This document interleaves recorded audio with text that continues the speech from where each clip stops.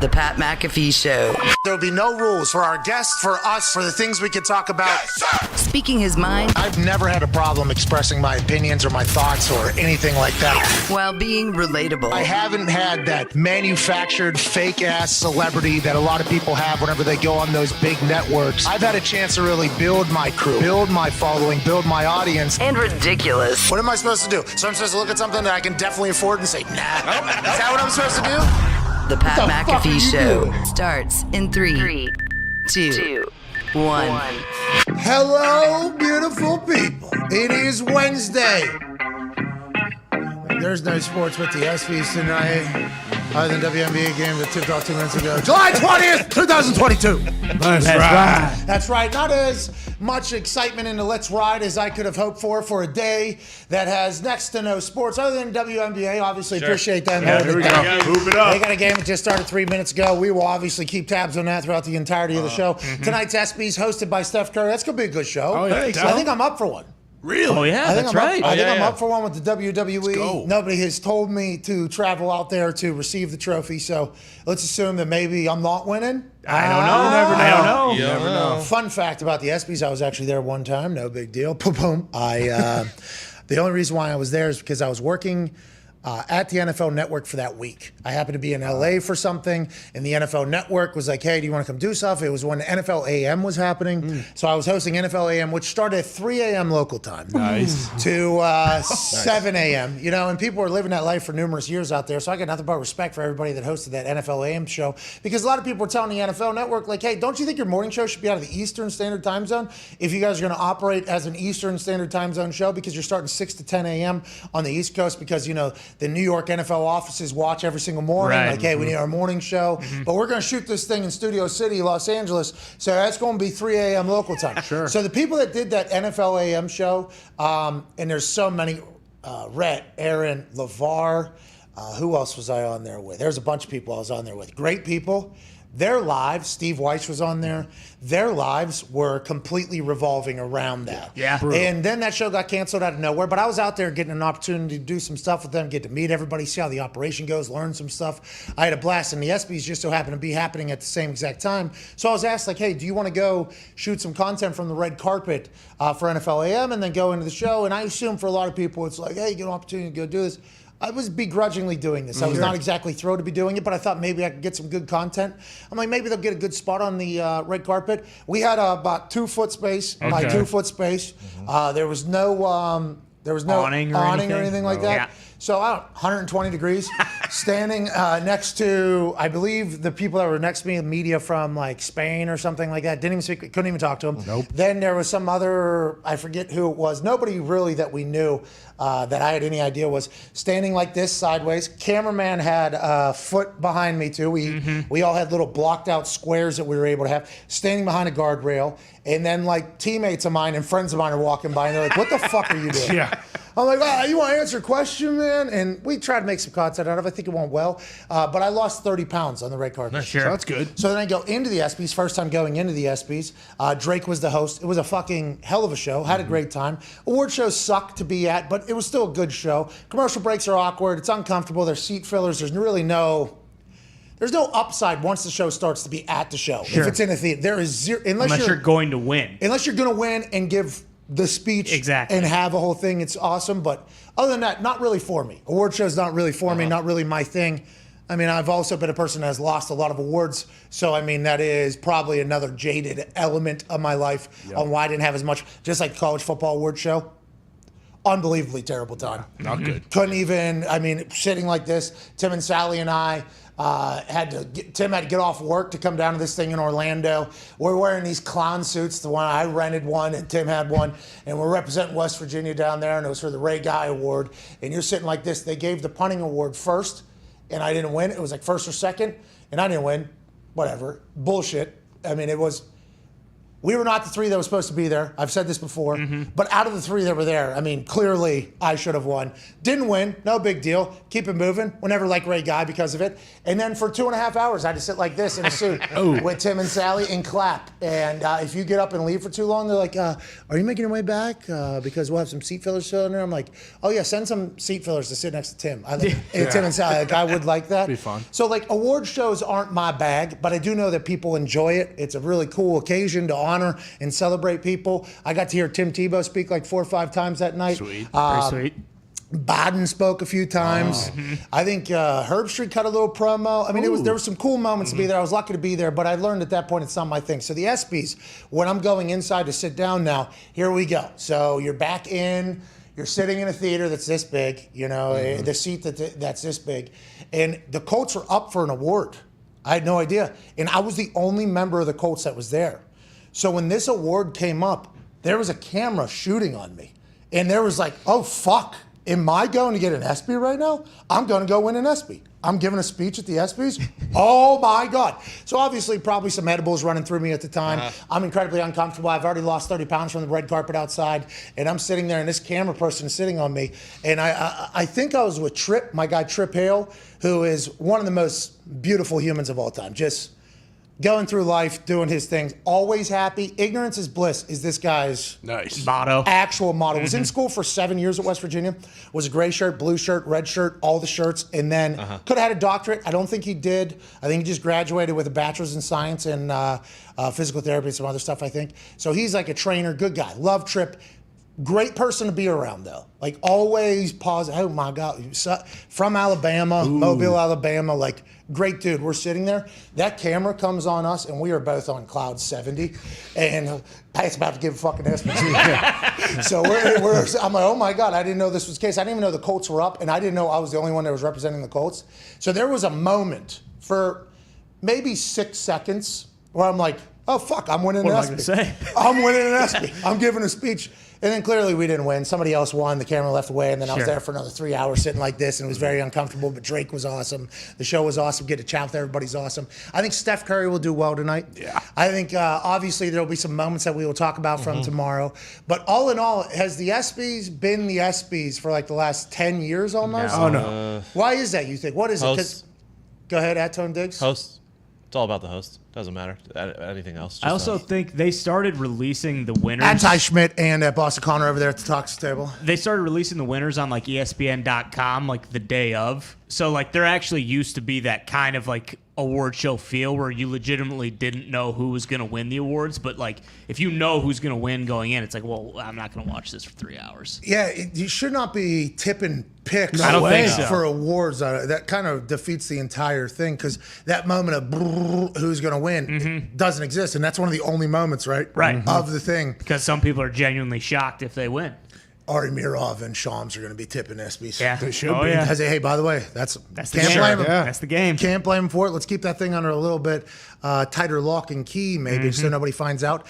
Drake, you're right. The host, though, I think is a big deal because Drake was awesome. Yeah, Justin Timberlake. The one that I was at, Drake was awesome. He did the Sterling Never Loved Us song because that was when Sterling Oh, yeah. had just The come out. Clippers. Yep. And me and Trip were the only white people within 6 to 7 rows probably because I was in the bullpen of who's potentially winning an ESPY, and where they put us was in the NFL side, and I was like row 5, 6 back in the middle, real small, like worse. I mean, it was terrible. It was a terrible experience. It was for me. It was a terrible experience. But I'm also not supposed to be there. You see me stand here when I'm doing this, so it's not. I'm not built for it. But he sings that Sterling Never Loved Us. Goes to commercial break. Everything goes quiet. Yeah. Lights come on, and like me and Trip are the only 2 white guys around. And we're like, hey, fuck. I think you hate everybody, but Yeah. I understand what you're saying. I understand. Then he did a song or a shout out to the side pieces in the back. Because the guys had their families up in the front, and then there were side pieces in the back, and shout out to all the girls in the back or whatever. And then once commercial break, lights come on. And I'm around like some guys, and there were some uncomfortable moments. Awkward moments. I think there were some really awkward moments. Tough. Yeah, because there were some guys that laughed about it, and I'm like, oh, those guys don't have that happen. Yeah. Then there were some guys that were just like sitting there, and then you see like their whoever their date was for the night being like, Who's he talking about? What's Drake saying? It was odd, but it was a cool moment watching Drake do his thing. There were some great speeches, but most of these award shows, not just sports, right? Too long. Who gives a fuck? Yeah. You know, in the speeches, I think the ESPY speeches will be great tonight. I honestly believe that. I think we'll learn some things. I enjoy listening to incredibly talented people speak because I feel like that's a nice lesson in how this successful person got to where they were. Like you think back to NFL honors, I still like Whitworth's speech. I think I still think about, right? Sure. There's been good speeches at award shows. yeah. Obviously, the old buddy talking about milk coming from the cow's tits. And Joaquin Phoenix. Joaquin Phoenix, Oh, yeah. I remember those. Will there be a speech tonight that people will remember forever? Will there be a moment from the ESPYs tonight that people will remember forever?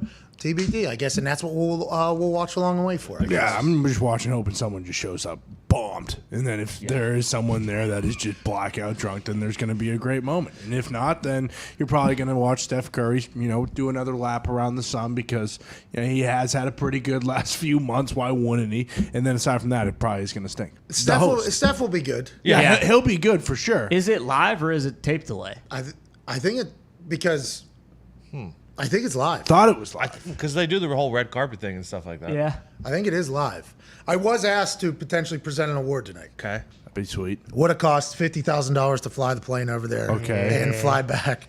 I was honored, but not that honored. Right. I was very thankful to even be asked to do that because it is a big evening. The person I was potentially going to present alongside also decided not to go, so that potentially changed my decision on going or not. But I was honored to be asked, but it was supposed to be tonight, so I think it is a live event. I think it is a live operation or whatever. Yeah, Nick said it is live. Do we know who's going for the WWE in case you guys win? Are they sending Miz or something? We'll talk. I hope the Miz. If the Miz is giving an acceptance speech tonight, I am about it. That'd be awesome. Liv Morgan will be joining us in the second hour. About an hour from now, the SmackDown Women's Champion Liv Morgan will join us. You only live once. She has had a rise to superstardom. I think she's up for an ESPY as well. Okay. Really? I believe Liv is up for an ESPY for one of the moments she's had over the last year. She is a superstar with a rocket ship attached right to her back. Dog. Yeah. Hard worker everywhere. Feels like she loves everything that she does. And it always seems like things work out for the people that are really like trying the hardest and enjoying it the most and investing the most.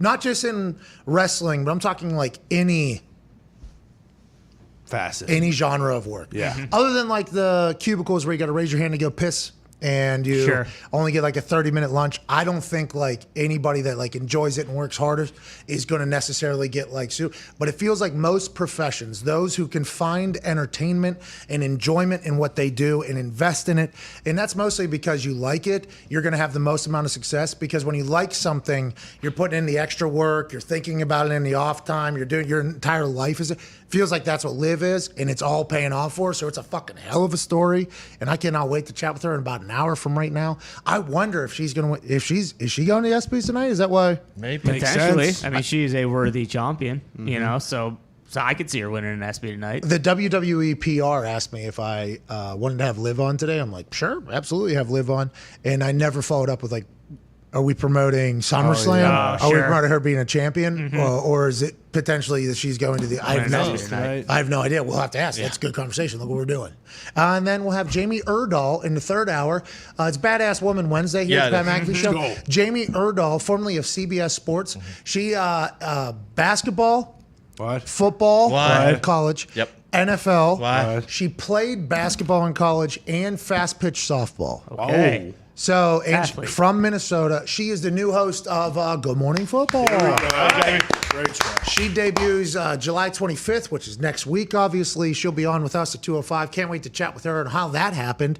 So it's not a bad Badass Woman Wednesday. Good little Wednesday. WNBA has a game 16 minutes in. They're the That's only right. sport happening on the calendar. This is the only day of the year, I think, where there's like next to nothing. This is the driest day of sports on the calendar. That's what we got the ESPYs for tonight. But let's not talk about today. Let's not talk about the lack of sports. Let's talk about the monumental event that happened last night. Oh, okay. And baseball matters, Yeah. Baseball absolutely matters. Sure. If you're a Yankees fan, it certainly And does. going into, if you're a Yankees fan, it does. There's a couple other teams. But going into this All-Star game last night, the AL, the American League, had won 8 straight All-Star games. Jeez. Now everybody knows who's in the AL and who's in the NL, obviously. But I can say the American League does have the New York Yankees in them. Yes. And Ty Schmidt, you're a diehard Yankees fan, new father. Did you watch the game last night? And are All-Star games tough to watch or great to watch? I think baseball is one of the few sports where, it's not like the Pro Bowl because you can't really just half-ass it out there. So you really are watching all the best players play against each other. I mean, does it matter? No. I watched a little bit of it, but you do get moments Yankee fan Giancarlo Stanton hit an 800-foot home run last night To win it, right? Tied it, and then another guy went back-to-back with him. He was the MVP of the game, but so 9 straight for the AL. Yes. Yeah. Yep. Does the NL even have teams? What are the Pirates in? They are in the NL. Yeah. Makes sense. O'Neal Cruz, though. Yeah. he Dodgers there? also in the NL. No? Guy's 6'7", runs a fucking He just- 4.2, and he's he's not in unbelievable. the All-Star He's game. been up for 20 games. So? Who cares? He's an All-Star. Dog. What? Contract control. He's got some ways to go. He's batting 206. He can throw it hard as hell from shortstop to first base, but this guy's not a fucking all-star yet. He hits bombs. Anyways, get back to who was there. But no, yeah, just the pitching is so good. So and some of the stuff they did, which they'll never do during the actual games, but Alek Manoah, who is a good young pitcher for the Blue Jays, they had him mic'd up, Sweet. and you could the booth was talking to him while he was pitching. He struck out the side in the inning. He was asking John Smoltz hey, what do you want me to throw here and stuff that kind of stuff is really sweet because I believe he hit a guy. He did. Yeah. He did. He said, "What pitch do you want?" Smoltz told him a pitch, and then boom, hit a guy immediately afterwards. I'm like, this is baseball now. Yeah, John. exactly. What if it was fan crazed baseball? Okay. Where pitcher had earpiece in, and it was decided sweet. by the crowd what pitch has to be thrown next. That would be awesome. That would be pretty sweet. I'm voting middle finger fastball every time, and that's why we can't have nice things. You got to have a Smoltz or whatever. There's a behind the back play highlight, right? Sweet. Yep. Turn 2 there. There was a dinger from Giancarlo. Yep. And then Byron Buxton hit one right after him. So it was, but like you said, I mean, there was no scoring after the 4th inning. So the NL roughed up the 13-1 AL. and 2 under run. Yeah, exactly. Yeah, sounds fun. So We bet on that. Oh, yeah, I Oh took yeah, that was the hammer. Yeah. I did take the NL those as well. So Oh, Tony, 8 straight. it's 3-2. I mean, it's not like it fucking was 12-2. That's a terrible game. I couldn't even imagine trying to watch that. I saw the highlights, I saw the clips, and I saw a lot of people tweeting about it. And I turned it on 4 different times. There's a cool cancer I stand up for moment. Yep, I watched that, got a little emotional for that. Not because it was just the greatest performance of all time, but because as they're going around and people are I stand up for my mom, and then people are chug up. It's okay, so this dude obviously lost his mother to cancer. That was I thought that was a very Moment. touching moment. I thought that was a cool moment. And then all the highlights that I watched, but I'm not a baseball guy, See, never will be. and that's what I'd say.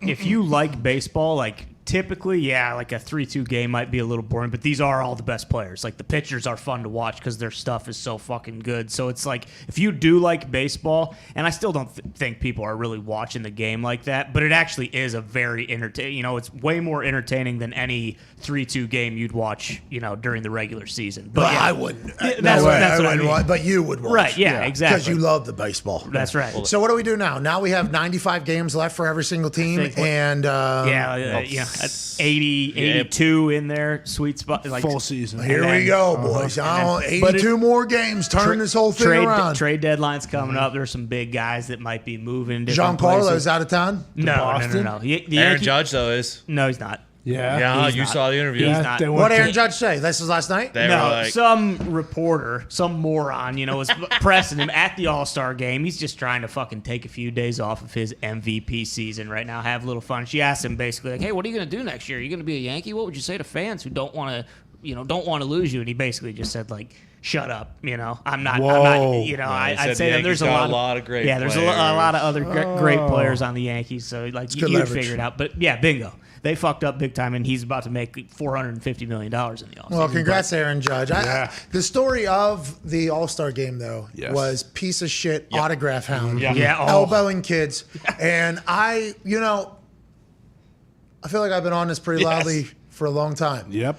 And I think a lot of people are scared to come out and openly bash these humans because of, like, oh, they're fans. This is kind of like when Francesa told us about phone callers. Yeah.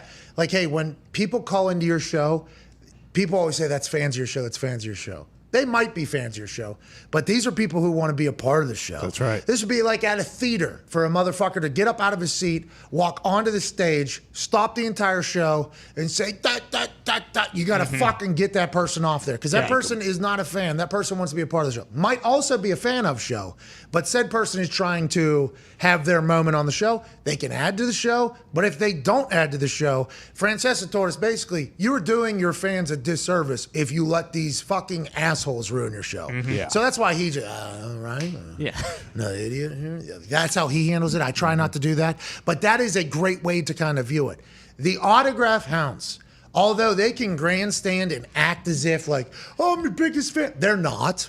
They're assholes who are trying to prey on your kindness, your hard work, and fuck over your fans. So it is literally a trio of fuck this person in one person. And I used to not be like that. I used to be very thankful when anybody asked me for my autograph. I used to be super honored about it. But once you see these, like I sign something and then I literally see somebody tweet me something, and my autograph is not worth anywhere near what some people are selling some shit with my name on it right now. I don't think anybody's is. I think a picture is worth a lot more. I'd do that with literally everybody. But these autograph hounds are sacks of shit. And I think this guy that did this last night is an absolute gentleman, an honorable person. Thank you for elbowing kids in public. Thank you for getting caught on camera for this, because now everybody can agree that this fucking guy and all the people that are like this guy that show up at airports at 2 a.m., pop up out of nowhere right outside, or you're half asleep and are like, oh, hey, I got like 50, 60 things. Can you sign for me?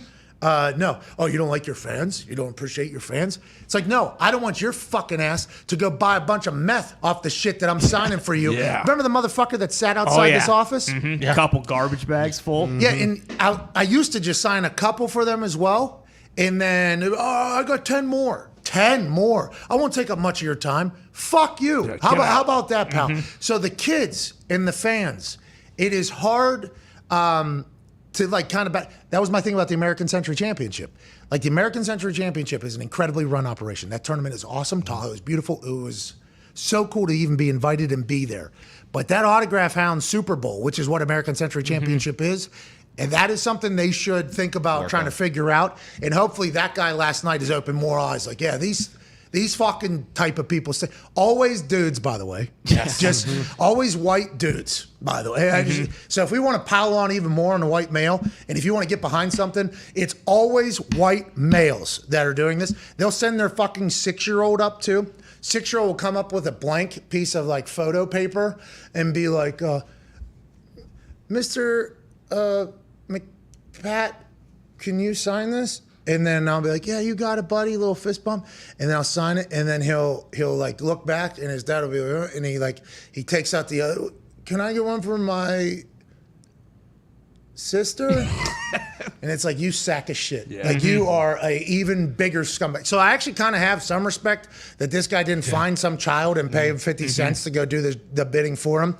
And instead he's elbowing. Yeah. But there was a lot of great takes around the internet last night. Oh yeah. PFT's tweet about how any adult that tries to buy Sharpie should get a background check. Fucking love it. Absolutely love it. I mean, you know what I mean? But those people are the fucking worst. And I'm happy the world is all kind of coming around on it. And hopefully that'll be a profession that, although will exist, we'll have a lot less respect for it for a long time. They're the ones that always yell, it's for the kids! Yeah. It's for the kids! For your fans! Shut the fuck up. Like, I've got to that point now. Yeah. Right? Hey, shut the fuck up. It's awesome. Hop in my car and leave. I love one of the most freeing things when I finally was like, I don't have to do this Not anymore. today. I'm not doing because I fly every fucking week. So and they track everything I do. I think they have a Facebook group. I think they're all connected and they message each other like, "Hey, need this to happen," and they'll just show up and they're just sitting out there like some sad-looking fucking saps. And the drivers, whoever's driving me in the local area, is like, "You got a couple fans out here." I was like, "Those aren't fans, pal. Those are scumbags." That is who. And then the driver is like judging me. Right? And I finally got to the point where I was like, I don't give a fuck what this driver don't know. Hey, you just fucking drive, all right? Fuck all these people. But then every once in a while, there will be like a family there. Yeah, you'll know. Like a dad has like a shirt on, like a For the Brand shirt on, and the kid, you know, is like wearing jorts and a tank top. And I'm like, fuck. All right. So listen, driver, we got to stop for them. But immediately after that, we are out of here, okay? We are out of here. So stop for the kid, talk to the kid, and always, while you're in the middle of it, fucking dickhead comes flying in. Oh, yeah. Hand in car normally. If you get out, just absolutely attack. They're the fucking worst, and I'm happy everybody's starting to realize that. Yeah, there needs to be repercussions. I don't know why we don't do like the casino, like Sam did, and bring him to the back room and bash his hands with like a hammer, maybe. And he can't carry a Sharpie or a baseball or anything that he needs to be signed because that guy's not stopping. Because I believe he did end up getting an autograph. So I don't know what That else. ball's going up for sale probably this weekend. Oh yeah. And I'll tell you what, these little fucking scumbags are patient though. Like they will wait, wait, and then they'll put it out there if they're able to do it. Go ahead, Zito. Remember when Texas, when we drove from the airport to the hotel and they followed you In the parking lot and everything. Yes, and then Mr. Cole had to go pick something up from his hotel room or something like that, and then they chased the car. Chased our car, yeah. It was the most insane. It was straight out of a movie. These with garbage bags. Yeah. Sign this. That's And I'm happened like- here too. I'm like, before. yeah. I'm like, I don't think so. How about that? I'm not signing for you. Oh, all right, we'll see you later. No, you won't. And then I get in the car, drive. They're in a fucking car chasing our car, following us. I think it was like a 20-minute drive. 20-minute drive tailing us. Then we get in the parking lot and we're dropping off Michael Cole. And we get there and they start sprinting over to our car. I'm like, these motherfuckers, like persistent. I respect the persistence, but also no, you scumbags. Princess Diana. Yeah, this Jesus is unbelievable. Christ. I think that was the big story last night. It made me go to bed positive. I was super positive. I'm like, thank you. We need more of this exposure of these fucking scumbags. Yeah, capture it.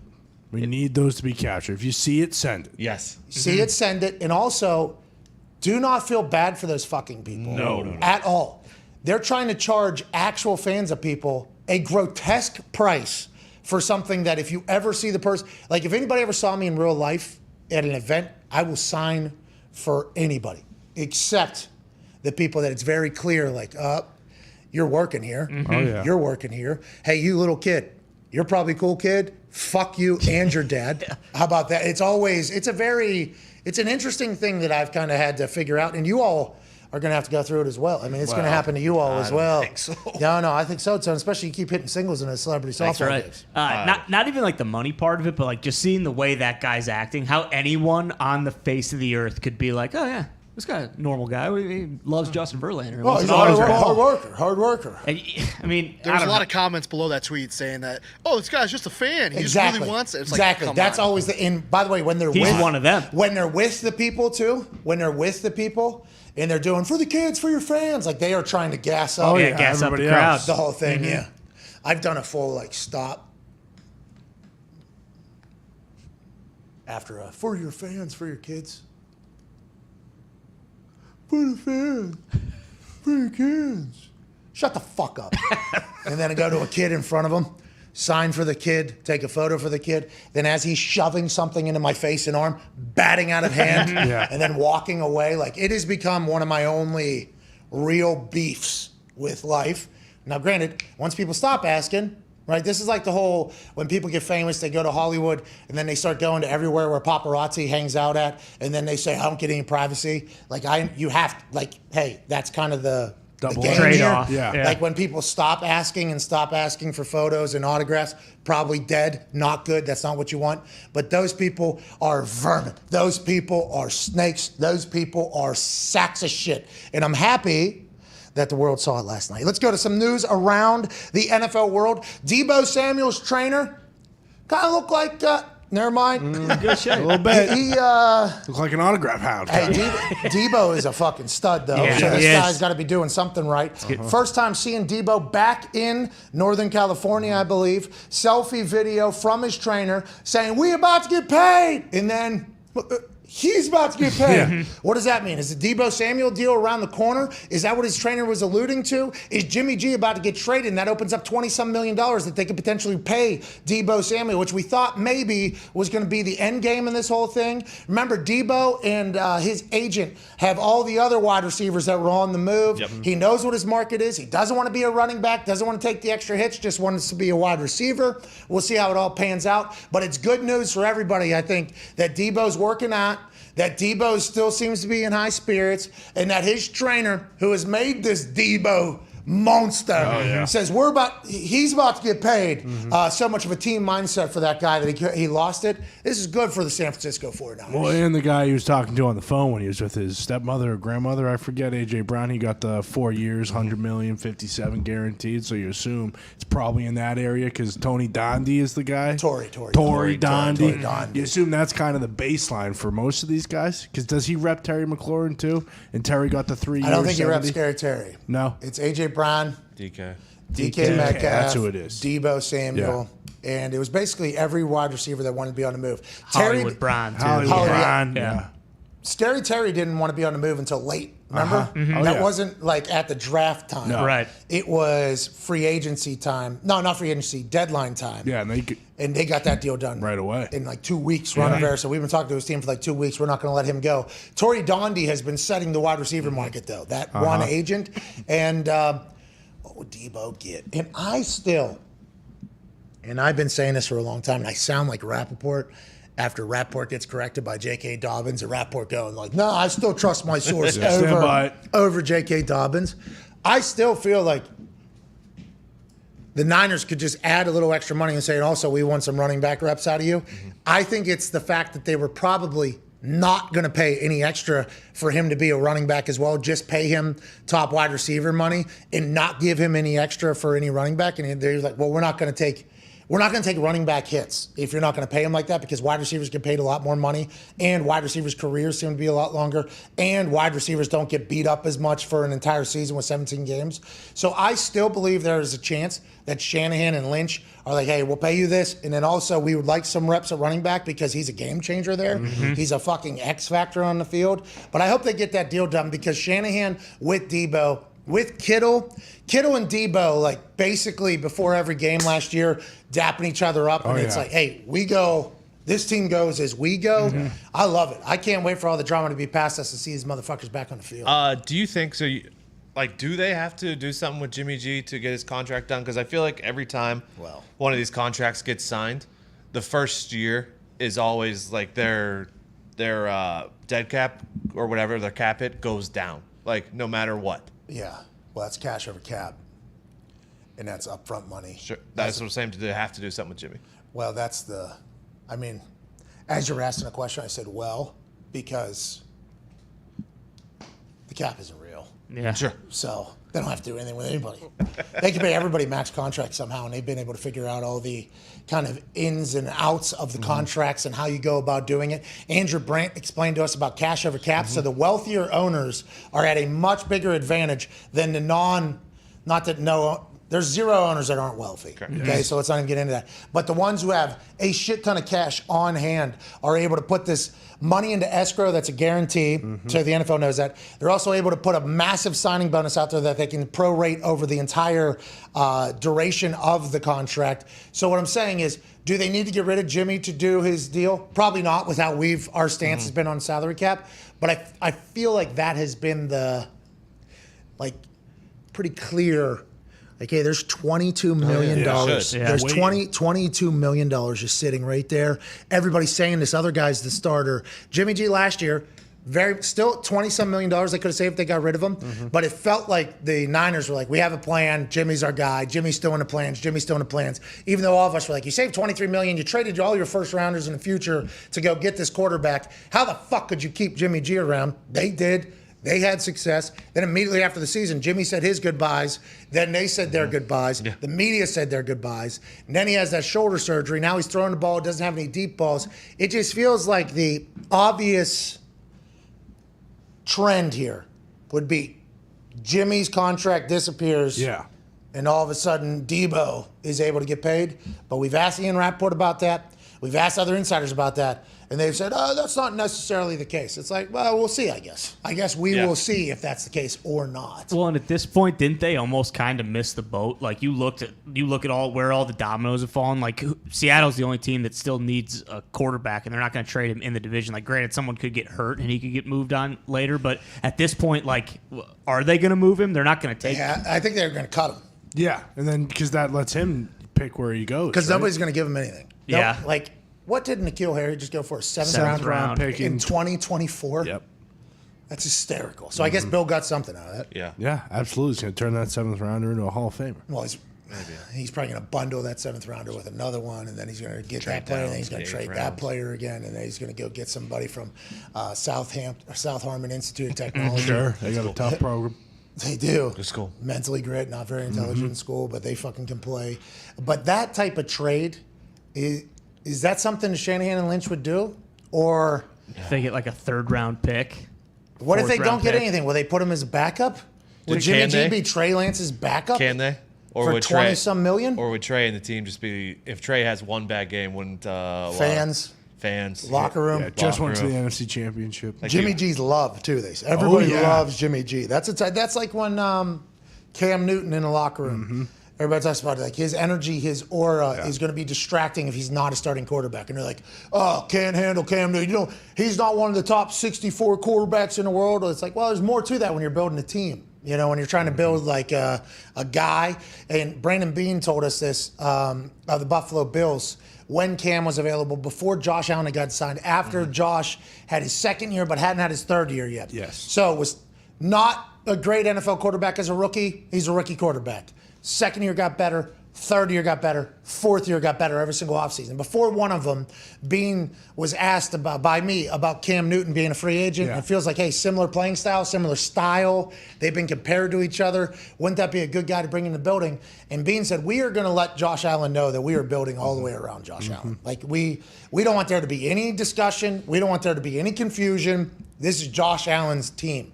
If you bring Jimmy G back, and Trey Lance is there, and Jimmy G's your backup, and he's beloved by everybody. How do you just turn off that switch? I'm not 100% sure how you do it. As just a common sense team building, camaraderie building, energy, atmosphere, environment, mindset. I have no idea how you do it. But Jimmy G's been able to handle every situation with grace and class, so maybe that's the case. Well, and there are teams out there where he could go. Like, I feel like the Giants, Browns. the Browns. I feel like the Giants with Daniel Jones. They didn't pick up his 5th-year option. It's his last year in his contract. Like, why wouldn't Dable just be like, you know what? Let's just bring in Jimmy G, who's a proven starter, who Dable can definitely work with. They don't really have any studs at wide receiver, but Jimmy's a good enough quarterback. Like, that feels like a spot that'd be perfect for him. And, you know, maybe Saquon takes a step. Maybe the O-line gets better because they drafted Evan Neal. You know, like, they have a bunch of different pieces they can work with. And if Jimmy G comes in, he could just make that team immediately better. Yeah, and the talk about Daniel Jones is this going to be his year with Dable? Because all offseason he's looked like a Madden character playing cornhole. Yeah, exactly. That's right. That's how you're playing ball. Daniel Jones has joined the likes of Deion Sanders and Bo Jackson as he is now a multi-sport professional athlete at the same time.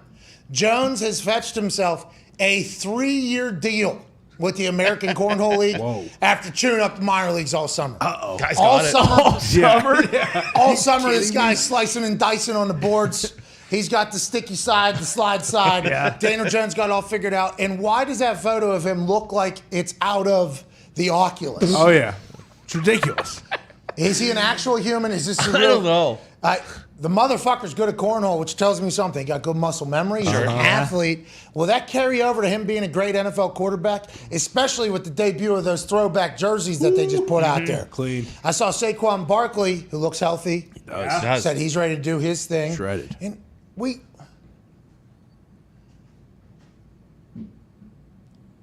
was it just terrible coaching? Is that what we'll look back on Maybe. Daniel Jones' entire career? I've got a soft spot for him.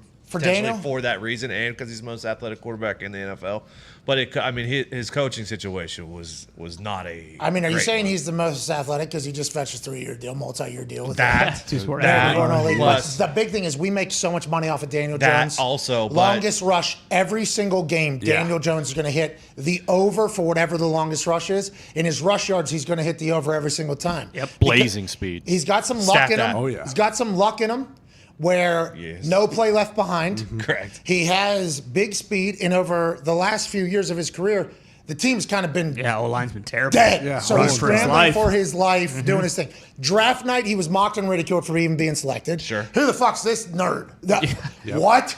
Who's it? Never even heard of this guy. Gets buried. Goes in there. That team is a fucking, dumpster fire as a compliment? Yeah. Shit show. That'd be a compliment. So much so the owner actually is on record saying, I'm tired of having to explain to the other billionaires why I fucking stink so much. So it is, and Saquon gets hurt. Offensive line gets hurt. No wide There's been receivers. turnover. People said Jason Garrett being his offense coordinator probably didn't help. I think Golden Tate actually said that. So I believe if you're in Daniel Jones's family or friend group, you're saying, this guy's been fucked over literally since day one. Yeah. Draft night, nobody gave him a chance. He got buried. Coaching change. Now he's getting an opportunity to go with a guy that can go, though, right? Like Daboll. Definitely. Yeah. You would think. Daboll can go, right? And this is the first time where I think any of us, not that Joe Judge isn't a fucking guy, and I appreciate the fact that he had a booze and pizza party for the boys. What? And they were That was fucking nice. wheeling in beers for the coaches after they got fired out of nowhere. And he was a special teams guy. They were also doing push-ups in full pads at training camp as Jumping if in they're the mud. 10-year-olds and doing that whole thing. So there's a lot of. If it works, by the way, we're talking about it as awesome. Yeah. It didn't work, which we kind of assumed was going to happen at the place because these are adults and not, children. But this is the first year it feels like Saquon looks healthy, feels healthy, has a chip on his shoulder. Did they fix the offensive line problems at all? I mean, they Evan got Neal. Evan Neal, Yeah. the Bama dude. And now they got an offense coordinator who seems to know what the fuck he's doing, right? Who has had success at a very high level. First round pick last year, also an O lineman. So Daniel's got to be thinking to himself, hey, this is the first year that maybe I'll have a full opportunity to show whether or not I'm going to be an NFL quarterback. Let me go hit these boards also. Yeah, and it has to be because What's that all about? Well, and the New York media should love this too. I'm sure they won't bring this up if the Giants start 1-8 and they're going to be talking. Oh, it's Daniel Jones. He's got Playing that corner 3-year all fucking summer. Back-to-back years, they drafted a offensive lineman with Andrew Thomas and then Evan Neal, and they also got John Feliciano, who we know is a dog. They got Feliciano out of Buffalo? Uh-huh. Hey, out of Miami, University of Miami, right? Feliciano? Is that where he went? Yeah. I think so. I believe he went to University of Miami, Buffalo. He's been on this show. They got Yeah. Glowinski, Oh, yeah. and they got Glowinski from the Colts. yeah, West they Virginia guy. Dog. got their And then center back who Shane Lemieux. broke his leg in like the second or third Yeah. game last year. Okay, Saquon's back. Yeah. Jones is back. Bring Okay, in some imported dogs on the Yeah. offensive line. Change the tone of that entire group. Hopefully, I think Lewinsky and Feliciano are going to be. Dogs. Match Let's made in shake heaven. this. I think they're going to be pretty Bash good brothers? Yeah, I think they're going to be pretty good Kenny friends. Galladay, they paid him a bunch of money last year. 2 He years was- ago, yeah. he was hurt all He year. was so bad They, last year. well, I mean, hurt. did Daniel Jones have any time to throw the ball? Did they have an offense coordinator who had any fucking idea what he was doing? What, Garrett hadn't called plays in 12 years, 13 years or No, something? and this will be what? What? How did that happen? How was that the decision for the Giants? I mean, it's they made a few decisions. Now this is his fourth play caller, right? In his fourth year. Yeah, Dan Orlovsky's out there like, I'm worried about Mac Jones is fucking not having an offense coordinator steady. And I appreciate Orlovsky's brain and thoughts and that thought. But Daniel Jones, this is the first year where looking at the season, anybody with a brain goes, all right, might not be completely fucked this year. Yeah, Show us something this year if you want to continue playing quarterback. don't just win us prop bets. Yeah. Okay. No. Right. Don't just win us prop bets. Let's go and get it. The Giants debuted a throwback jersey that Yes. they're going to wear a few times. A bunch of other teams also have new jerseys and throwback jerseys. This Giants one is clean. Oh, yeah. They had LT in there, by the way, in the video. Yeah. He was pointing out Super Bowl trophies they Yeah. won, walking through the building. Making a comeback? He could. He looks like he probably still play there. Oh, yeah. LT, I just mean as a person, is he making a He was a comeback? shark, Not dude. so much as a player. I don't think I know enough about LT immediately. As soon as I saw him, I said, "Oh, LT." I think was my first thought. LT's been through some stuff, right? Yeah, yeah, big time. Some real stuff. yeah. I think him and Marino Lines travel of in it. the same circles. Yeah. Did the Bills put OJ in lines. their new jersey video? or What are you no? talking about? Well, I mean, I'm not saying that's anywhere close to LT, but he also has a decorated past. I don't know. They debuted the throwback and trying to get the old G-Men days back. That's right. Ain't that right, Bruce? Hey. all you suits out there, we're going to get a team back out here in New York. Go Giants. Yeah, we stink, but so do the Jets. Hell yeah. I'll tell you what, it's going to be tough for maybe Cornhole will help win over some fans. The quarterback duel in New York City for fans. Yeah. I think Zach Wilson but over. checkmate that thing. He went closed Sicilian on Daniel Jones. Where's my mom's friend group? I'm going to run through all of them. New York City will love me. So quite an uphill battle. But this is make or break year for Daniel Jones. If not, Dabo will go get a younger quarterback and say, we got to do what we got to do. We did not draft you. We apologize. Yeah, Dan Jones is one, dinner with a porn star away from winning those fans back over.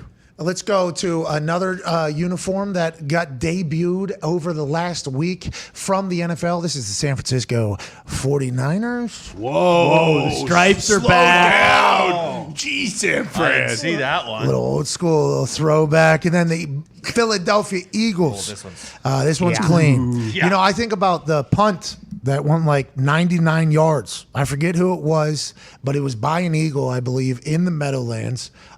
Quarterback. Randall Cunningham. Randall Cunningham. Yeah, he punted like 99 yards or something like that. Pulling Tom Tupa. Tupa punted for the Giants, I believe. I don't know if he punted for the I think Eagles. he played for the Eagles for a little bit. Maybe, as well. who knows? Jalen Hurts. Here's another guy. Hey, this is your year, pal. Oh, yeah. Like this is it. This is Yes, a it big is. time year. They're going all in around him. They brought in, obviously, some weapons for him to throw to. There's no controversy in the locker room, behind the scenes. Last year, going into the season, the Eagles were a dumpster fire, everybody thought. This year, they've made moves. They've invested in the team. Jalen's another year around, and these uniforms are going to look good. They might have one of the better chances in the NFC East, at least, to win the division. Well, for the last 9 years, they haven't had a back-to-back winner in the NFC East. Oh, yeah. That's right. 16. 16 years, sorry. Let's go to the Atlanta Falcons debuting a brand new helmet. Look at the Coca-Cola red. What? Wait a minute. I can't. Fucking Artie Smith isn't going to have this when he finds out, when he FedEx? catches wind. Yeah, Yeah. What are you talking about? Is my FedEx also... Is We're not getting into it. We Is did a Artie lot of Smith the- we did a lot of Prince. We did a lot of, hey, how you doing? This is how the world works yesterday to people. I don't know if we need to do it today. That's a good-looking helmet, though. Oh, yeah. That is a good-looking helmet, and Coca-Cola is a company that's been around a long time. Oh, my God. And is what? What? That is an American treasure. They're also Coca-Cola. Sponsored is. by Chick-fil-A, too. They also have a decorated little pass as well. What? That doesn't mean anything. The helmet's They're just awesome. not open on Sundays. Hey, Mario, go look out there. Yeah, good luck, Hey, he's our Mario. quarterback, huh? Yep, Mario? no Yeah. weapons really besides Pitts. So Hey, Desmond Ritter. He's going to win a Super Bowl in Atlanta, he said. I love Desmond Ritter. I think Desmond Ritter's a dog. Yeah. And he's going to look good in that helmet and be able to watch Marcus Mariota and hopefully kind of continue to evolve. Good luck for the Falcons. Still got Cordero Patterson. well, they too. drafted Drake London. We'll see if he's good. Yeah, him too. They kind of put all their chips in the Deshaun basket, and that didn't work out. That so. basket actually ended up just being a little bit too small. Yeah. That basket was nowhere near big enough. No, it wasn't. How much you guys giving? Come back home. Come on. Come back. love Come Atlanta. on. Family. Cleveland's offering $230 million guaranteed. You got that? Atlanta's like, well, all right. Jesus Christ. We were $7 billion over budget on the fucking stadium. I don't know if we can necessarily just guarantee 230. Haslam, fuck you. Yeah. Yeah, I Already mean, well, Blank's probably screaming up there, but that Falcons helmet looks good. could Yeah, have it does. made a couple calls to Saudi if they really All right. wanted to get Whoa, Let's whoa, go. whoa. Arthur Blank, Home Depot, American institution, okay? Take it easy. Why isn't Home Depot stepping up then? Fucking Coca-Cola. Well, because they got college game day. Let's go to Smoke Stewart. Fucking. Let's go to the next. The Panthers in the NFC South debuted some new uniforms as well. The All Blacks with the black helmet. That teal blue is so nice. Perfect. I'm a massive fan of the teal blue. Now, granted, I'm also an ocean starer and a water fan, so I like the good teal blue, a good blue color. Mix that with black, it's a good offset. Yeah. And the black helmet, oh, Game changer. I fucking love what the Carolina Panthers are doing. You get the richest owner in the NFL before Bob Walton comes in.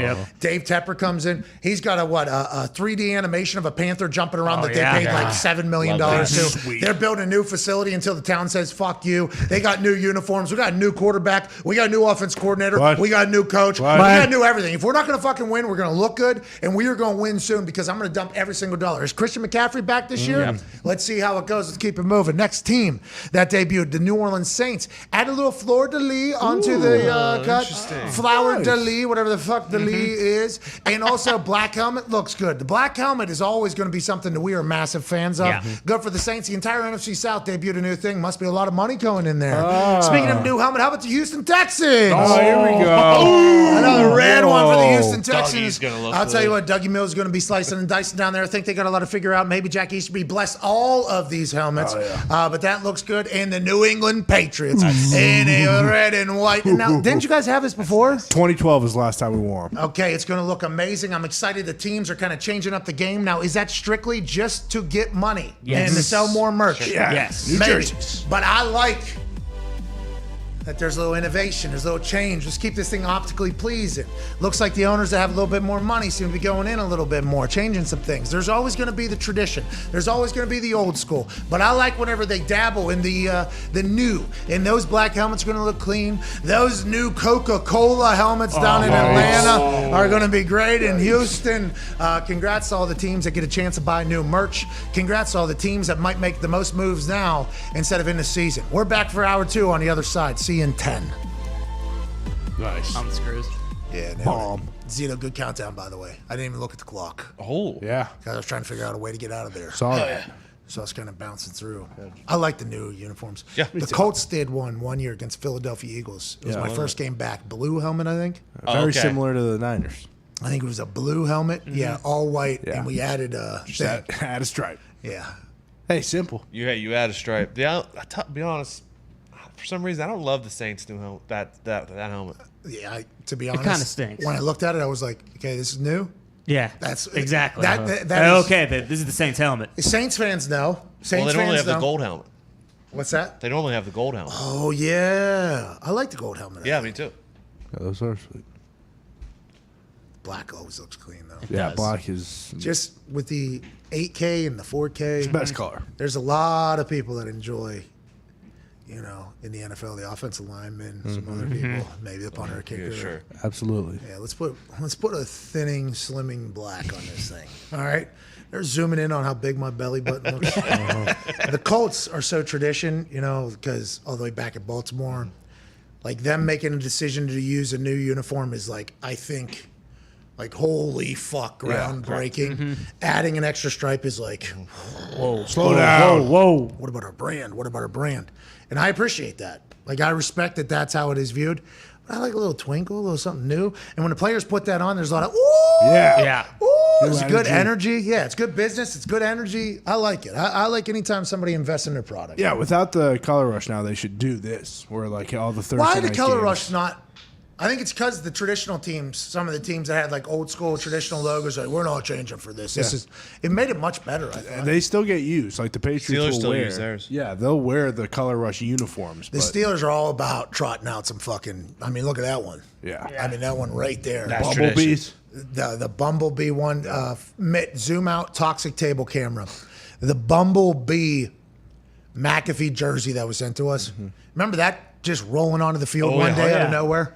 Everybody's like, what the fuck are the Steelers doing? And then you watch it for like 2 quarters, you're like, I think I love the Pretty Bumblebee. good. It's pretty good. It's awesome. Packers do the same Yeah, thing. Packers have Yeah, the the brown. Acme Those poopy pack. ones. Yeah, the navy blue, yellow pants, and then brown helmets. That's just like all over the color rush ones they did were the all whites were pretty sweet, but if they did like a white helmet on top of that would be awesome. There's a lot of resistance from a lot of people to do stuff like that. And I've never understood it because I didn't grow up in an NFL family or an NFL organization. But like I'd see some renderings on the internet of some very talented graphic designers who like draw up a helmet. It's like, that's fucking filthy. Yeah. Why don't we do that for one game? That looks sweet. It's like tradition. I'm like, we can start a new tradition of wearing cool shit. Yeah. And they're like, shut the fuck up. Starts this year.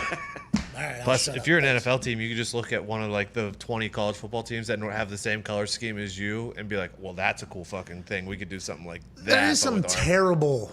Listen, that we all agree. There's been some terrible mock-ups Yeah, of for uniforms and helmets, and some graphic designers think they've hit a home run, and we all kind of have to dance around like, "Hey, that looks like ass." Yeah, sorry, man. But I appreciate you doing it. It feels like as the world continues to turn here.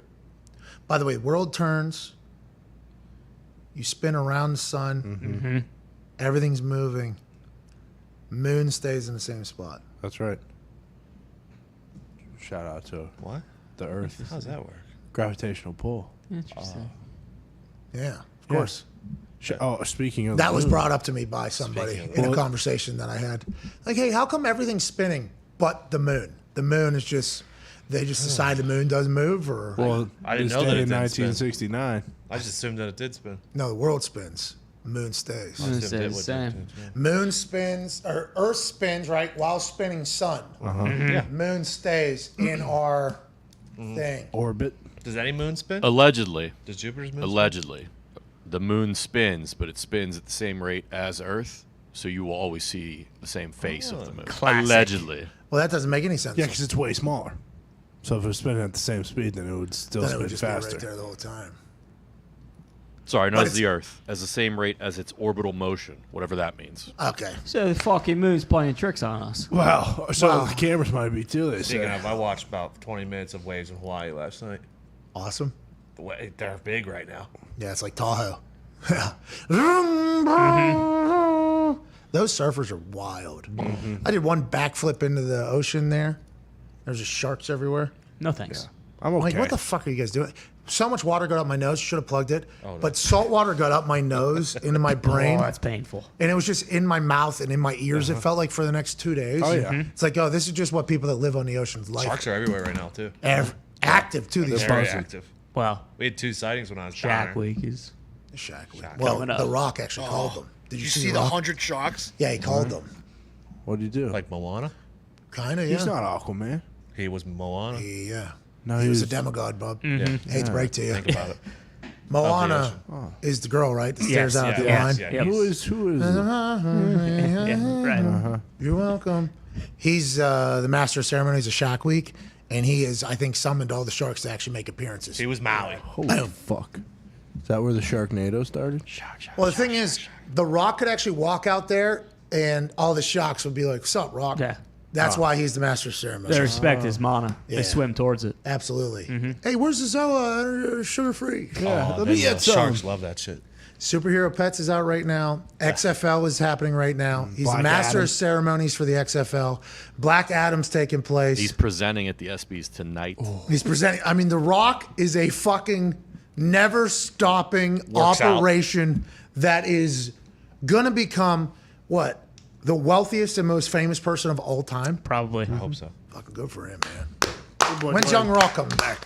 Good question. soon enough. Not We soon need enough. more Young Rock so we can see how he got Well, there. new time slot, Fridays. Yeah. Oh, yeah, that's right. It's going to it's die. dead. Yeah.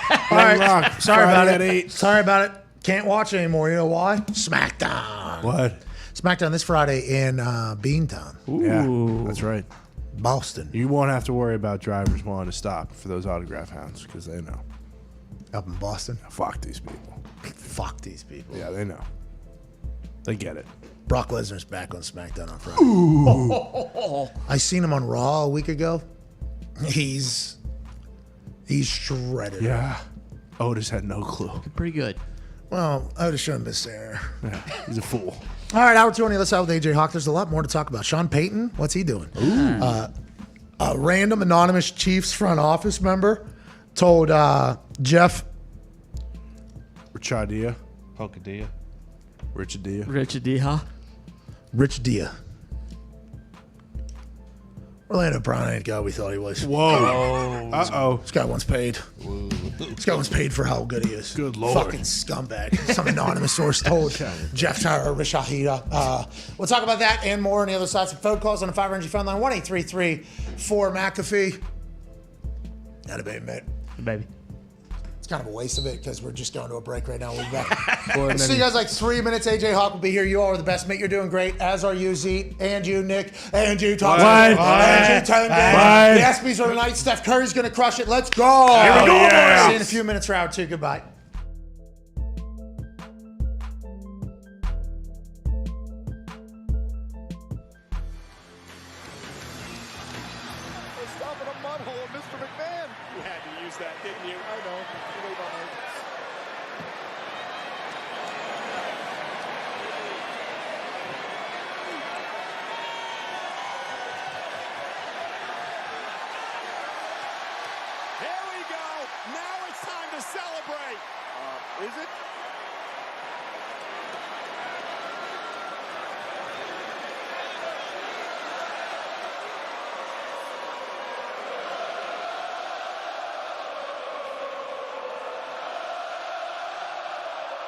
What a moment. Can you imagine?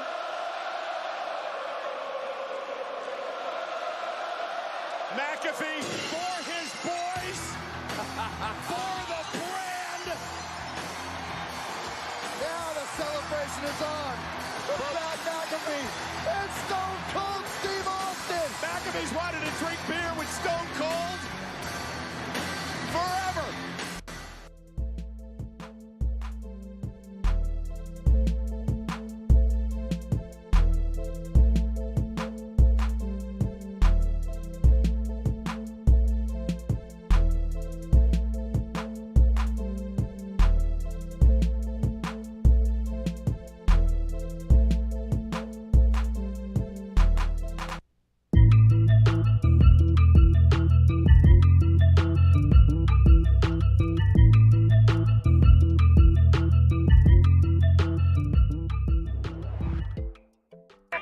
The Pat McAfee Show. There will be no rules for our guests, for us, for the things we can talk about. Speaking his mind I've never had a problem expressing my opinions or my thoughts or anything like that. while being relatable. I haven't had that manufactured fake-ass celebrity that a lot of people have whenever they go on those big networks. I've had a chance to really build my crew, build my following, build my audience. And ridiculous. What am I supposed to do? So I'm supposed to look at something that I can definitely afford and say, nah. Is that what I'm supposed to do? The Pat What the fuck are McAfee you Show doing? starts in 3, 2, 1. Welcome back to that show. Hour 2 on this glorious Wednesday, July 20th. The ESPYs, hosted by Steph Curry this evening. We shall begin right now. Let's That's ride. right. Let's ride. An hour 2 of Sports Talk here on one of the driest days in the history of sports. The WNBA is currently 1 hour and 2 minutes into a game today. That's right. And we appreciate them doing that. Thank you, ladies. Last night was the MLB All-Star Game. Obviously, that mattered. It ended up in a 3-2 riveting, page-turning affair that went late into the evening. And baseball is awesome, but it's not worthy of a conversation because I don't know shit about about it. Ty Schmidt, All-Star celebrations here. A success for the MLB, the Home Run Derby going into the into the All-Star Game. You think they'll look at it as, hey, this was good in LA? Yeah, I think so. The guy who wins the MVPs from LA used to, watch games in the outfield with his dad. There's like a lot of cool moments like that, a lot of first-time All-Stars. No real big controversies. Home Run Derby was fun to watch. Now we just get right back into the season. Did Polar Bear hurt his back? I mean, he got in the game, so who knows? But I think there is, this is the kind of thing where maybe 7 days from now, 8 days from now, like he swings again, tweaks something, and then goes on the DL for 10, 15 days, and we might be saying, hey, he pulled something in the Derby. I don't know. Just my, non-educated eye looking at something. It's hard not to just be like, Oh, he tweaked something. looks like that guy tweaked something in his back. But the Polar Bear seems to be a stallion. So Yeah. We'll get through Who it. knows? yeah, he'll be able to battle. At Boston Carter, you look fantastic, pal. No bull. You look good. Hey, I appreciate that. It's probably because of the no bulls, if I had to guess. Those things, you talk them up in a fashion that I thought you were maybe bringing the most groundbreaking shoes in the history of shoes they into are. this office on your feet. I took one look at them. I think they're nice. The design, though, literally looks like somebody's like, you know what I mean? No, it's a galaxy. No bull is one of those artists that puts shit up on the wall and then just like throws paint at it. Yeah. Right. Is that what it is? Kind of, it sells for like $2 million a pop, probably because they're so cool. And I don't want to brag or anything, but I did just get a notification on my phone right there, real quick. My other pair of no bulls just showed up. So I got 2 pairs this season, not just one. So I'm pretty pumped right now. Did he no bull in Tahoe? As a caddy? No bulls. We're not there yet. No bull. No bull, though? How do you feel about no bull after we learned about how they operate yesterday? No bull. Well, now that I know that Grand Theft Auto is operating the way it is, I don't fucking care anymore. No bull. Tone Diggs is here, one half of the said. Hammer Dahn boys. It's great to see you, Tone. Great to see you. I just want to let you know the Sky are up by 4 on the Storm. Here we go, Sky. Hey. Let's go. At half. Hey, Let's go, ladies. Sky are taking the storm. Oh. By storm. Yeah. Said. Sky's How many limit. points does Dahn have? She's not on one of these teams. Oh, CP. What? What about Sue Candace. Bird? Sue Bird is on the fucking used to be on the Storm. Sky. What? Yeah, when did Deladog get traded? She was the MVP for the Sky. Yeah. All right. I don't know. She might be. All right, let's move on. Breonna Stewart. Joining us Yeah, live she's on fucking from Stud. No. Beast is a dog. Yeah, she's a baller. Absolutely. Yeah. It's Badass Woman Wednesday here at PMS. We got Liv Morgan joining us in about 10 minutes, current SmackDown Women's Champion. She's going into SummerSlam next weekend. Fucking, here we Look go. at- Ronda Rousey. Oh, She's coming. boy. That's who she's fighting next week. She's National pissed. Ronda Rousey. out for Liv's the arm. been on a rocket ship like this because she's worked her ass off and she's very passionate. Can't wait to chat with her. Jamie Erdahl will join us in the third hour, about 1 hour from now, the new host of Good Morning Football. Can't wait to chat with her. And joining us from a hotel in Charleston. What? A man who's a college football national champion, a Super Bowl champion, a COVID survivor, a Ryder Cup champion, a man who beat me at golf at American Century Championship because he's a sandbagger for $50,000. The ever-traveling, always vacationing, AJ Hawk. What's up, dude? What's up? This is horizontal, so I can't. The camera's over here, even though it should be up top. So we got. How's it look? You look great. That's perfect. I'm in Saudi Arabia. I'm not in Charleston. Quick flight. What are you doing? You making a deal? I'm trying to figure things out over here. You guys were so upset yesterday. I'm trying to get things squared away. Upset. We were not upset. We were strictly just pointing out the hypocrisies of attacking athletes when it appears as if every other company has benefited from the same place. I'm not getting into it. We spent all day yesterday. Yesterday was the first time, AJ, where we talked about basically one subject for 3 hours. Can't do it again, won't do it again. But yesterday, I feel like we really did the world a service, AJ. And we don't ever do that on this show. I didn't get to see the first hour. How was the response from everything online? Like, was it what you expected? I stayed off my phone last night. I assume there was just I assume there was people that were on the one side, people on the other side, and we didn't really. It's hard to put out 3 hours of conversation onto Twitter. So you got people asking a lot of questions on one particular video, and then am I going to be? All right, so am I copying link for other Twitter video that has every rebuttal to this fucking person's tweet right here? No, I'm not going to do it. So I just stayed off the internet, watched the All-Star game, worked out a little bit, did my thing. Seems like you took a trip to wherever you are right now. Did you drive or fly? No, we took a quick flight. 20 hours over here, but we're here now. A little jet lag. We feel good. What was the airport like? Was there a lot of masks? Or pretty comfortable? Or is there a lot of pressure on you to fly to where you flew right now? No, not a lot of pressure. For the record, I'm not in Saudi Arabia. I'd probably still be on the plane if I was there. But yeah, cool, man. I got a quick couple-day trip. I'll be back at home in studio on Friday. Completely random. That airport in Charleston, one of only airports that actually close, and they open up at like 6 in the morning. It's the craziest thing. What? So you get there like at 5 in the morning, you can't get in yet until they open the doors. I think quite a few smaller airports do. One of the only That's airports international airport. in the world. In the world.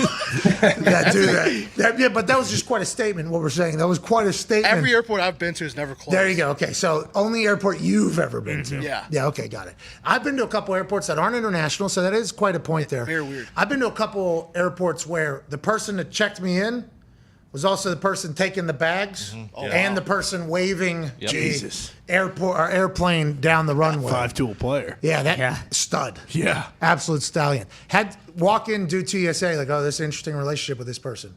Then you see them like literally 15 feet later, and they're like, hey, what's up, man? It's like, oh, what's up, Bill? You were, yeah, well, now I'm taking your bags out.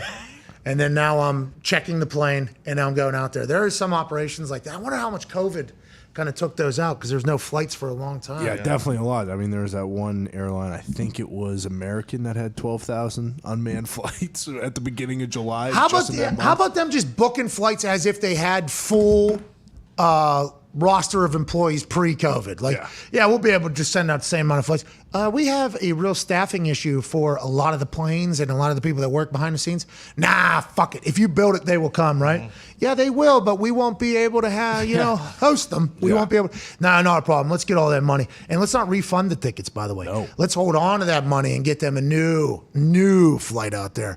Travel is something that got exposed here over the last year. People who have traveled for like 20 years that I know well, not just one particular commentator, but other people that have traveled with, they said this has been the worst experience of travel that they have ever had in their entire lives. Was it like that for you or pretty good?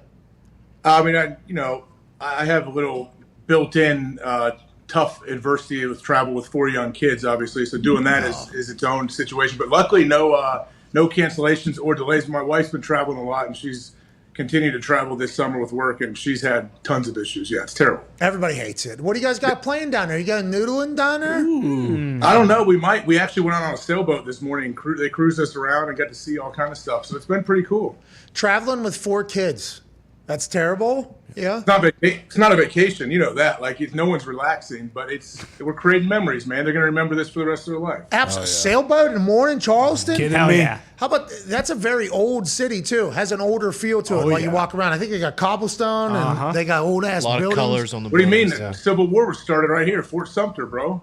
I didn't know that. See, that was... Yeah, calm down. That's what they say. They say the first shots were fired from Sumter over here.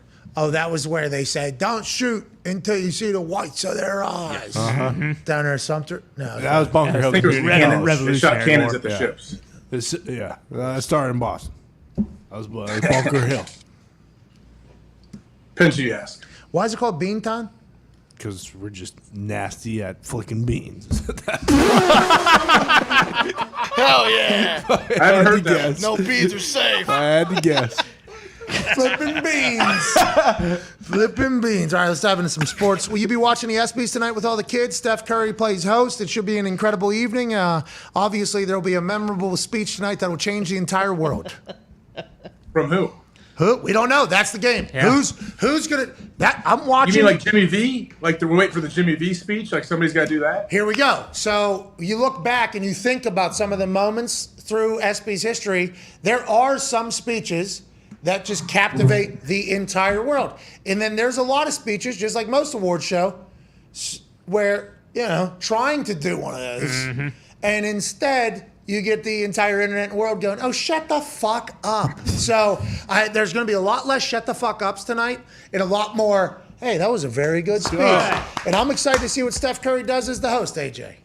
I think Steph will be great. I remember when LeBron did it years ago. He had all the dance numbers. Is Steph going to do all that? Like, do you think they're all in and he's going to be performing and doing everything? So I saw the commercial he did. He basically reenacted all the different sports, and it's certainly not his lines. No. Especially after talking to him at the no big deal. I got me and Steph Curry. Yeah. Sorry about it. Sorry about it. Pretty good. Pretty clean. Oh, yeah. Pretty clean. Seen the show. Knows the show exists. Think that probably means a clip. You think that means probably a clip? Seen a clip or two? I'm sure he's seen plenty of clips. Yeah, of you on your high horse or doing something. Yeah. Pretty good segment yesterday, huh? Pretty good. It was beautiful. And then I saw the post you put out when you photoshopped it a bit. That looked great. Well, that was. Hey, by the way, Jake Herbie. Here we go. Hey, baby Herbie. Leaving his mark. Herbie made the show better. Yeah. Made it. Hey, way to go. Baby Herbo. Way to go, Herbo. Way to do that whole thing. But yeah, talking to Steph. Seems like a super cool dude, right? Oh, yeah. All the interviews seems like a super cool guy. They had him saying some very hack shit in this promotion, in the trailer, in the commercial for it. I'm like, all right, Steph, you're Steph Curry. You're a cool guy. You're a funny guy. You are a dog. Let's fucking go. It all is in, and I think you agree with this, because you've had to shoot commercials, and C&J let him cut his own promo. That's right. But a lot of these things that look terrible and are incredibly corny are things that are written by somebody else who graduated with a degree in something or had success in something, and everybody is telling the athlete or whatever, like, no, yeah, it was written, this guy, he's a funny guy. You just do the thing, he'll worry about being funny. Just read it, and then flat every single time almost, it feels like. So if Steph has some good shit and then puts his own stuff, I think Steph's going to crush it. I honestly believe Steph's going to crush it tonight. I absolutely think he's going to crush it, but he has huge shoes to fill. Wasn't Russ the host last year? Yeah. Russ. No, that was Sue and 2 years Megan ago. Rapinoe, too. Sue and Megan Rapinoe. That one was awesome. Last year was leading man Anthony Mackie. Oh, that's right. Oh, really? Yeah. Right. 2 years ago was the fucking all-star cast of Sue, Megan, and that's Russ. Have we not watched the ESPYs in years? What is going It's on? been a long time. Do you think Russ texted Megan and Sue the fucking phone emoji the morning of the fucking ESPYs? Y'all Hey, when he fucking- texts you the phone emoji, it means he's dialed in. AJ?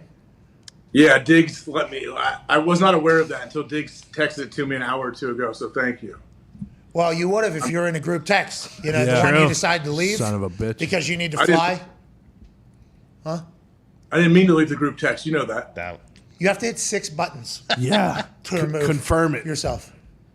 I just have a hard time. If there's more than 3 people, the group text is tough for me sometimes. It's a business, dude. Yeah, what? You work here. Like that Then is- add me back in. Add me in. No, we're not begging you to be a part of this. Okay, like too late. This guy. fuck off, AJ. Yeah, had your this chance. guy. All right, you would have known. There's a lot of Keep me out. No, Keep that, me out there. that group text, by the way, is good for you. Keeps you I updated don't on want that. back in then. Safe. That's Huh? it. I don't want back in then. Well, fuck. You'll be out in the cold with no knowledge of anything awesome that Russell Wilson's doing there. That's right. Forever. How about that? Let's ride. All right, let's ride in some topics. Camille Kostick doesn't think that Gronk is done forever. Wow. She obviously has been dating Gronk, I believe, for years and years Oh, now yeah. at this point. Long They're a great couple. Seems like they're always happy together a lot, doing their thing. She said, I'm an honest lady. And honestly, in my heart, I didn't feel like this one is a forever one. So I think maybe he'll come back again. Now, is she, that's via New York Post Sports, who also reported about our questioning of Ian Rappaport in numerous different fashions. Is that them just like, you know, fucking around knowing that they can? Because if you just even say that, because everybody already knows and thinks that Gronk's going to come back because he's already retired once and then came back. He's already retired. Like, that is going to be with Gronk forever because he's already had this happen in the public eye. But are they just stirring the pot there? Or is everybody around Gronk? Rosenhaus, who's been his agent and his representative for a long time. His lady, who's been around him for a long time. I don't know what the other 4 brothers are saying, but it feels like a lot of people are saying what we're all thinking, which is week 10, week 11, no training camp, no off-season bullshit, not as many hits, and the Bucs are on a run. And Tom Brady gives a call out to old Gronky, you know, who's like one of his best. Hey, we are one piece away from my final season here being another. Do you want to go? Do you want to play maybe like 8 games, 9 more games? It'll be our last games together. It's just Gronk has been steadfast though. I'll answer the call, but I am retired. I think on Good Morning America even said, I'll answer the call because I love Tom, but I'm retired. But I think the entire world is expecting him to come back. Retirement is not easy. I'd like to see Gronk make a little 5-game run though and go, what the fuck? That would be fucking awesome, AJ. That would be awesome. I would. Don't you think Gronk at least? He may be 95% retired in his head, but he knows too. Like, what if it is about week 7, week 8? Looks like the Bucs are rolling. Tom's been texting me. My body's feeling good. Like, I think even Gronk knows in the back of his head, hey, why not? Why not just go throw my helmet out there and catch about 12 touchdowns in 6 games and win another Super Bowl? Gronk has said he has been very not going to do it. Doesn't matter. You said week 7, week 8. Imagine if that's like week 14. No, that's what I mean. When it starts, the groundwork is starting to get laid. Where Tom's like, "Hey, bud, how you doing?" And Gronk sends like a pic of him flexing, and then all of a sudden, 2 weeks later, he's even more jacked. I'm like, "Okay, here we go." And Tom's like, "I miss you, man. We miss you." Sending selfies from like you know the cafeteria where they're eating, and there's like a moment like having a standard Wednesday. Blah blah blah. Miss. We got the slushy machine back, Gronk. We're good. Like stuff like that. And Gronk replies like, "Yeah, exactly." Gronk replies like, "Yo, I'm in the middle of my lucrative acting career here, and they just asked me to jump off of a 5-foot platform. I can't do that. I'm coming back." Jeez, Tony. He just acted with Tom in his movie together. 80 to Brady. Yeah. I didn't see that one. Well, it's not That's out yet. a banger. Julian, Amendola, Gronky, and Tom all on movie set. Full Patriot regalia. Oh, yeah. That felt good to see him in there. A little trip down nostalgia lane. All the good old days. Oh, that's the old woman one? Yes. Okay. 80 for Brady or something. Yep. Yeah, I believe it is the Seahawks one, just because Gronk didn't play in the Falcons one. But yeah, it was a nice little trip down memory lane. Remember the good old days. I'm sure Mac and the boys will be there this year, though. Not worried. No bull? No bull. I'm no bull. I'm always no bull. This is unbelievable to think about. Because if you're Rob Gronkowski, top 100 player in the history of the league, the only, not the only, was it him and Tom were the only, current players on that team, yeah. right? Was that they were the only ones on the all 100 team? Remember that the Century team? Yeah. And Gronk is out there just chilling as a fucking 32-year-old next to 75-year-olds and 65-year-olds whose legacies were, because you've only seen the bangers of all those people. And I'm not a anti-old athletes and old sports, but if you think about music, sports, movies, anything, you don't see all the misses that happen all the time. Only the bangers survive. Highlights are the only thing that survives, unless the person's hated by every media company. Then they will show. But normally, it's only the highlights. You don't see the day-to-day grind, the downtime, the bad plays, the holdings, the missed assignment, the embarrassment, the whatever, the missed song, the terrible song that nobody will ever hear 2 months from now because it played and got disappeared, but the bangers that were created sticks on. So I think that's why it was so impressive, because we've seen Gronk every single, and it almost feels like anytime he plays, he makes plays. There's not has there ever been fucking Gronk, bad game today? I honestly, I don't think so, right? Have we ever seen a depressed, pissed off, post bad game Gronk? It feels like he did play 20 years ago, and we only see highlights, because I don't remember a moment where Gronk fucked up terribly. Do you?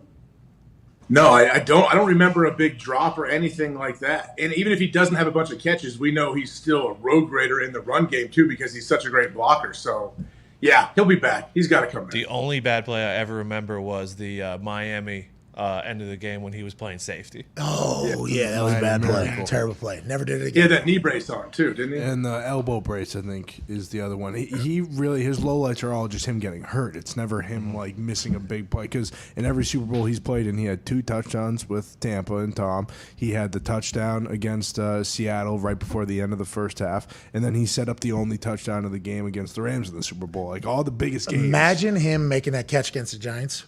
If his knee wasn't hurt, the one that got deflected, and he's a foot and a half away from it or whatever. He makes that. That's the type of thing that Gronk did, though. Oh, yeah. Those plays every single game. I hope we get to see him play football again, but also I'm happy he seems to be content moving on with his life. Speaking of being content with moving on with their life, this person's life changed drastically in Las Vegas, Nevada at Money in the Bank.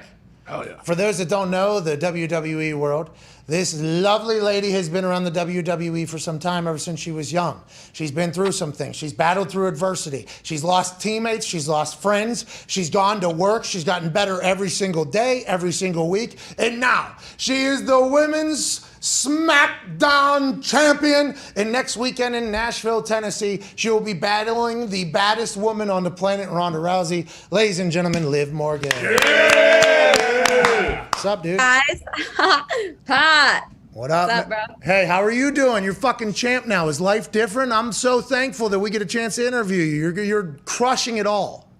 Thank you. No, everything feels the same. Everything feels the same. Everything feels good. I'm just enjoying it. I'm just trying to absorb it still, honestly. I don't know. I woke up today, SmackDown Women's Champion, so I can't complain. Everything's great. Hell yeah. I saw you traveling with that thing. You were eating with that thing. I do everything with this thing. I sleep with this thing. It sits in passenger seat in my car rides. Just soaking it all in. Liv, when did you know you were going to be a WWE superstar? Is this dream since you were a kid? Did it kind of evolve? How did you get into the entire business? Yeah, so the first time I watched WWE, I knew that that's what I was going to do. I feel like it was kind of like escapism for me, as I've gotten older and realizing why I fell in love with wrestling so much. The characters, the story, but pretty much the first time I laid eyes on it, I knew that's what I was going to do. And then, so, fast forward a couple years, I'm working at a Hooters and Joe DeFranco walks in. Joe DeFranco, he's very world-renowned strength and conditioning coach. He kind of just trains, premier top athletes. He was training Triple H at this time, which he still does. And so Oh, what are you gonna say something? Yeah, What? the Go. midnight workouts. Remember Triple H was posting his fucking midnight workouts always, yeah. on his Instagram. This dude's like 45, him and Stephanie both. They're like 40, Amazing. 45, 50 years old. It's like 12:30 at night. These motherfuckers are sweating their asses off, almost puking. They're like, another midnight workout. I'm like, God, you are such better humans than me. You are such Doing better a humans. Joe D workout. Yeah, it was awesome. So that's Joe D was the one that connected you and you got into it from Hooters Yeah. to SmackDown fucking champion, Liv. Let's It's go. insane. How It's many? insane. I'm dead at it all. It's insane. Go ahead, AJ. What's that path like though? How long was that path from when you first he came in and discovered you to now? Yeah, so that was when I was 19 years old. I was 19 years old, and then by the time I received my WWE tryout, I had just turned 20. And then I've been signed with WWE since October 27th, 2014. So it's been just a crazy journey that feels like meant to be. Like I was in the right place, right time, and just got super blessed and super lucky. Well, I think the thing about you is your energy is always positive. Always positive, especially being around since 2014. Everybody knows how WWE is. Traveling, drama, politics, your friends get fired. There is just so much that could potentially weigh you down. It feels like you've always had a super positive energy. Do you think that's because you feel like you're at home? Do you approach every single day like it's your first day? Why do you think you've been able to maintain the optimism and positivity through it all? I think I love it so much. I feel like it changed my life. It changed my family's life. Obviously there are hard days. There are days where I felt like, I'd never be champion, but just the potential that maybe, kind of just kept me going. And I felt like I owed it to myself just to see how good I can be. Like I didn't want to look back and feel like I wish I had tried harder. I wish I had worked harder. I wish I had done this or that. So I really just try to take it day by day and just do the best that I can. Oh, you're crushing it. You working in the ring is something that never really gets talked about. Everybody sees the shows live, and then you hear about the house shows. But you, I think why it's so cool and why me and Cole lose our mind when it happens is, like, you want to work, like, on the off days. Like, hey, I need to get better. I want to get better. And you just said you want to, like, no stone unturned, basically. Where's your ceiling? What do you want to continue to do? And when you walk in there with a fresh Ronda Rousey next Saturday, what's going to be going through your mind in front of a fucking stadium there for you, Liv? A stadium's going to be there for you. There's so many things that I think. There's so many things that I think about. Like one, I know I'm walking into my own championship match as the underdog. I know that people think that I'm only champion because I cashed in on a less than 100% Ronda Rousey. Hey, Liv, that's Money in the Bank. That's what the suitcase. You're supposed to do that. I know, but I feel like I'm walking into this match where I'm the underdog. People are doubting, can I pull through with a Ronda Rousey that's at 100%? And so, I've sat with this and I've thought about it. And do you know why I know I'm gonna, Pat? Is because, one, I love it more than her and I want it more than her. And then also, working at Hooters, there was UFC nights. I'm serving wings and I'm watching Ronda Rousey dominate in the UFC. And as I'm serving wings to my customers, right, I'm watching her just kill it. But I didn't grow up wanting to be a mixed martial artist. I didn't grow up wanting to be a UFC champion. I didn't grow up wanting to be an Olympic athlete. I grew up wanting to be a WWE champion. And so I'm a WWE superstar through and through that lives and breathes and dies for this business. So that's why I'm going to survive Ronda Rousey and I'm going to defend my championship. And I'm going to win SummerSlam SmackDown Women's Champion. Yeah! For those that don't know, Liv won the Money in the Bank briefcase in Las Vegas at Money in the Bank. She had to climb a ladder. 7 other competitors in there. Women. She fucking multiple ladders. Bro, hey, how about the ladder? How about the ladder fall? The ladder falls, tips over. She balances on the top rope with the ladder, sideways on 2 things, kicks it back up fucking goes on to do her thing. Sunset flip bomb, I think, off the top. I mean, you fucking killed it. Then you go on to become champion. We're all very excited to watch. I can't wait. Go ahead, Connor. Yeah, Liv, was there anyone growing up while you were watching the WWE that kind of inspired you? And would it be someone that you would honestly want to have like a run with maybe as you are a WWE SmackDown champion? Yeah, I feel like Lita, she was the kind of first female wrestler that I feel like I resonated with. She wrestled the boys, she wore baggy pants, and I grew up with 4 older brothers that I, wrestled with in my backyard. I considered myself such a tomboy. So here's this woman that's working the boys and wearing baggy pants and sneakers. I saw her and thought, maybe she could be my friend. And that's something that kind of I hope to give my fans. But Lita, I feel like we'd have an amazing program. Oh, hey, what just happened there? That feels like that was a... Ooh. After Ronda Rousey. Hey, Lita, how you doing? Whenever you see the WWE Universe has taken to you, over the last 2 years, I think, you've been super duper over. And I think it's well warranted and earned. But there is we're here for Liv signs everywhere.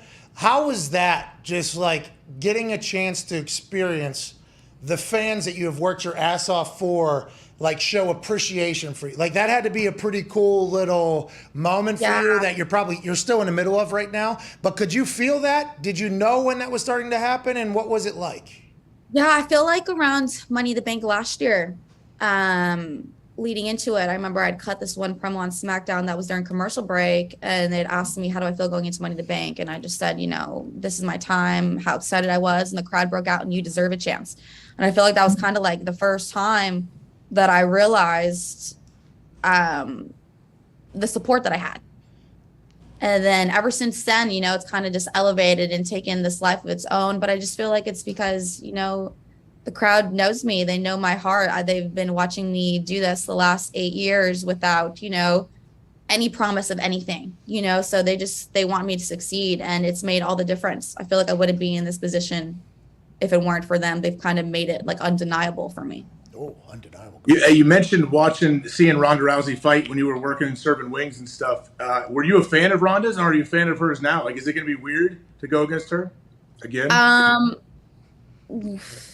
I was a fan of Ronda. I still am a fan of Ronda. What she's done for women's sports, like I said, women's wrestling in general, that is also undeniable. But I feel like my life is on the line. It feels so much bigger than defending my championship. This is what I worked my whole entire life for. So it's just not anything that I take lightly. I don't know how to prepare necessarily, prepare to get my ass kicked. Who knows? But all I know is I'm going to survive. I'm going to take and I'm going to eat every single thing she gives me because, like I said, I love her. Hell yeah. I want this more, and it means more to me. Let's go, Liv. Yeah. I know. Let's go. I'm prepping myself now. Yeah. Go ahead, Tom. Liv, I saw on your Twitter that you are a fellow Paisan. Does that give you a connection to Pat when he's on the announcer's table then? Because he's a fellow Paisan. And is there any chance you're going to do Swantoni Bombini against Ronda this weekend? The Swanton Bombini is one of my finishers. Obviously, I missed theory on that. But let's not remind Corbin of what could be coming. But how does it feel to carry on the legendary Paisan tradition in the WWE, and maybe a Swanton? Any new moves debuting at SummerSlam? Or is it, hey, let's go back to our foundation? I have to be as prepared as I can be. So of course, I'm in the ring. I'm working on some new stuff. Maybe I'll get a chance to whip it out. Maybe I won't. I'm gonna have to kind of wait and see. I've never done a swanton. Maybe that's the missing piece. Maybe that's the seal. It's a swan ten. It's a swan ten. There's a fly in here. Yeah, well, the fly wants to be around the greatness there. It's a Swanton Bombini. Okay? It's different. Bombini. Swanton Bombini. Listen, it might make an appearance. It might make an appearance in Nashville. I might have to bring it out. Go ahead, Ty. Well, if you're gonna do it, I can't do it. No, you do it better. You're the fucking champ. No, you do it. It's your stuff. Well, I've only had one match. True though. That's also Jeff's stuff. Everybody's stealing everybody's shit. Go ahead, Ty. Liv, you guys obviously are traveling everywhere. You work a lot, and you're the women's champion. But will you get jitters before you go out to like any of these events, like whether it's WrestleMania or one or the other premium live events? Like, do you still get jitters when you go out in front of the crowd and there's 100,000 plus people out there, expecting greatness from you? Yeah, I mean, I pace back and forth. I'm a big pacer. I'll walk in a circle. I'll just circle. My stomach will hurt. I'm like, ooh, do I have to use the bathroom? I'm freaking out. But what's so crazy is since I've become champion, I'm still nervous, but I'm so much more relaxed. It just gave me kind of like a validation that I needed. I'm much more, I feel like, composed. Still nervous because I feel like if you don't get nervous, you don't really care. But it's different nerves. Confidence, right? Champ nerves. They're champ nerves. Oh, champion nerves. Like Champion that. nerves. Like feeling as if you said validation, and then you get the crowd saying like you deserve it. And I mean, anytime somebody has a title over their shoulder in the WWE, it means that a lot of people in very important places in the business are like, hey, she fucking deserves this right now. And it's also a lot, hey, by the way, it's also a lot of like, for the good of the company. Like, hey, this is it. Your merch sales have been crushing. The signs for people have been, the pop that you get is huge. Hey, you're good for business too, Liv. You got to fucking, I hope you fully comprehend that. I guess that could get distracting, but you're fucking good for business too, Liv. Thank you. I try not to, honestly, I just try to do my best. I try not to look into it. I try not to read into it. I just try to show up and do my best.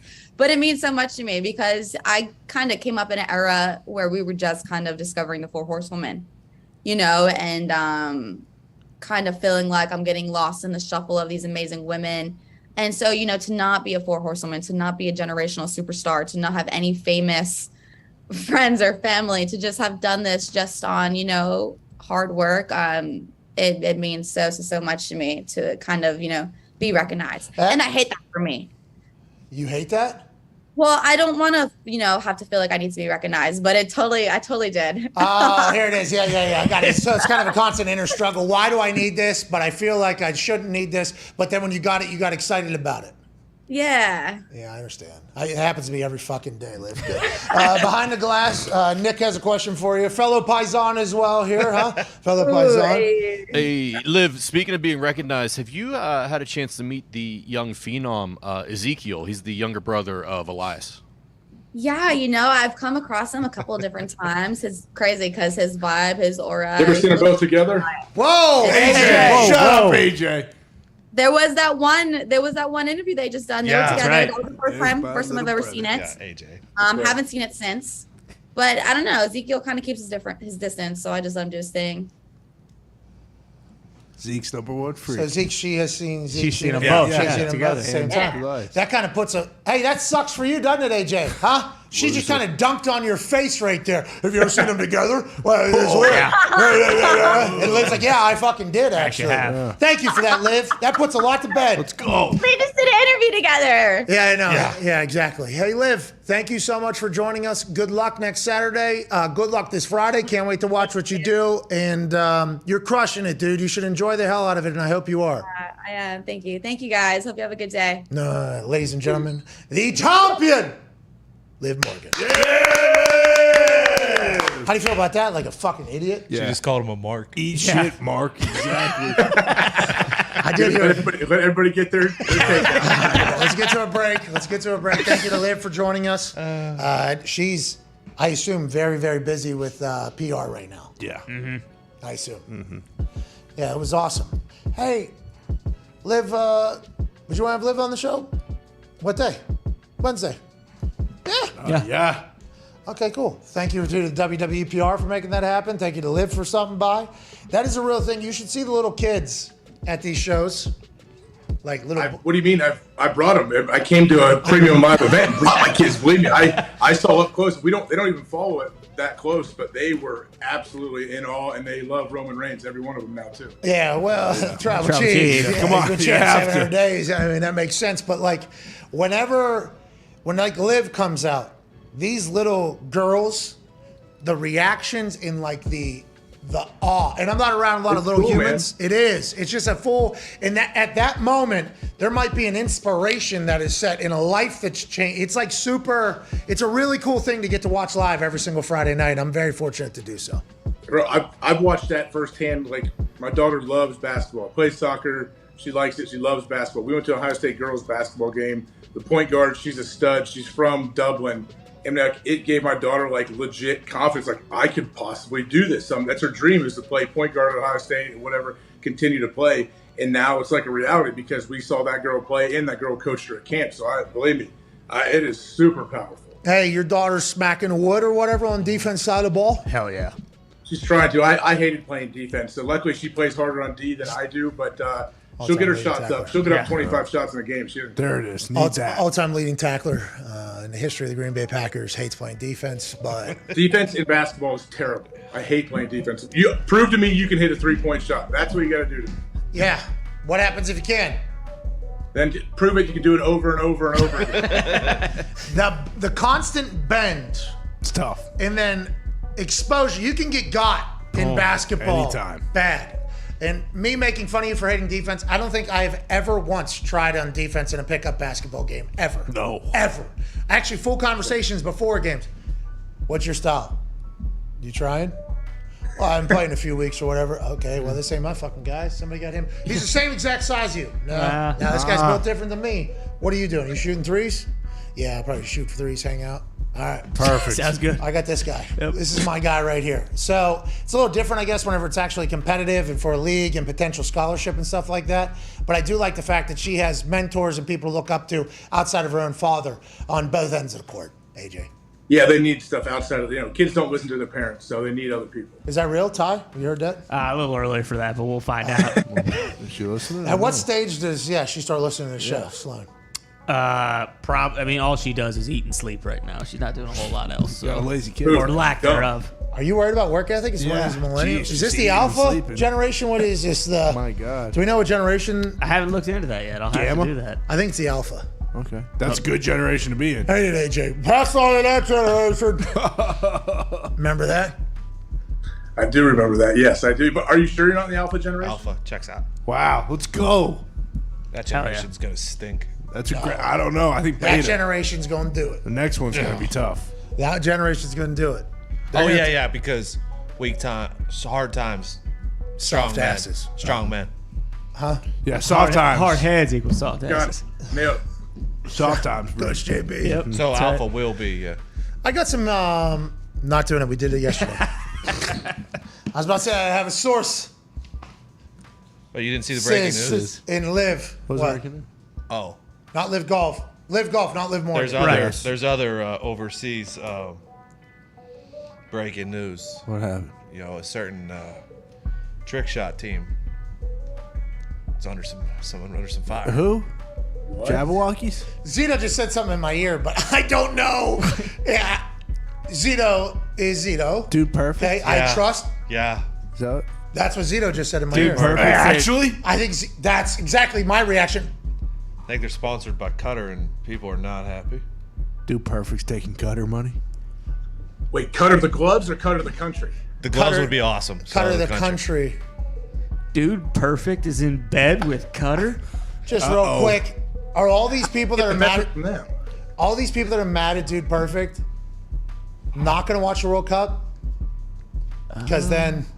Wait, are people really mad at Dude Perfect? What'd they do? I don't know. I have no idea. I'm just piecing they be together. mad if it was the gloves, AJ? Because who knows who they're in bed I thought the with. gloves may have been Saudi backed, the Cutter gloves. Yeah. That would have been Possible. They are so good. Those gloves are so good. Yeah, those are the ones. Sticky, so sticky. So did you wear them or no? No, but I loved them. I did them. like them. I couldn't wear them because they were too sticky. So literally I couldn't get the ball off the glove to punt it. It was like it would do that. But every once in a while, if I want to go fuck around and practice, I go to like one of the teammates. Hey, you got some of those cutters? Yeah, all right, pull. Rip them apart in the bag and then put them on your hand. And then somebody just throws it. And you don't even have to squeeze your hands. That thing just would hit the thing and just, there's a catch. You look like the sticky finger bandits. Yeah. That's what those Cutter gloves were. They got banned from the NFL. They just can't fucking use these, okay? Not only are they not paying, but also people that have zero, You could put that on your forearm. You could just tape one of those on your forearm, and that thing would just. Those were awesome gloves. Those things were amazing. Next level. You're telling me the league banned them? Yeah, I think so. Remember, because he had. A while ago. Yeah, that was when I was playing still. I don't know. I never wore them. I always wore. Well, I wore. It was Reebok gloves when I first got in the league, and then Nike. Yeah, just team. Nike, obviously the best. Nikes are awesome. Nike. Bro, there's some Jordan. I took my son to get some gloves for football this year. Brand Jordan has some unbelievable football gloves right now. They are sweet. Grip or look or feel? Everything involved. All of the above. North Carolina has some unbelievable gloves that are also Jordan brand. They're so sweet. What were those gloves that got sent to us that were the the stickiest superhero gloves ones? of all time? They were like cutters. They're basically like cutters. You caught. Was that the one you were catching passes on that one clip?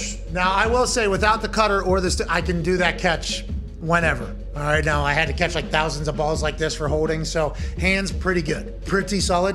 But it is nice when you just have to basically smack something, and it's like, all right, I got it. Catching the side of a ball on like a 40-mile-an-hour pass. Poof, let me go ahead and grab this thing. It's insane. That is cheating. That's what all the old wide receivers are pissed off about, right? Like, Yeah, because they used, if they had gloves, they used the old school Newmans. Remember the Newmans, like where I had a pair of Newmans I got when I was like in third grade that all three of our brothers, we all shared because it was that big a deal. And they were old and wool and not sticky at all. And then what was that shit they used to dive into? It was like a like the gorilla grip type deal. I remember watching like old NFL footage of guys in locker rooms like diving into it. At one point, it had to be banned. It was like, no shit, these dudes. I think it was like maybe even like some out of trees. What comes out of trees? Sap. I think there was like some people using sap and shit on their hands. It was like, ever since the beginning of time, people are gonna try to get an edge. And then Cutters came through and was like, don't you worry about it. We'll fucking just put goddamn duct tape on your hands. You don't have to do a thing. And then they got banned. We're back in 4 minutes with some phone calls on the 500 phone line, 1-833-4 McAfee. We'll see you then.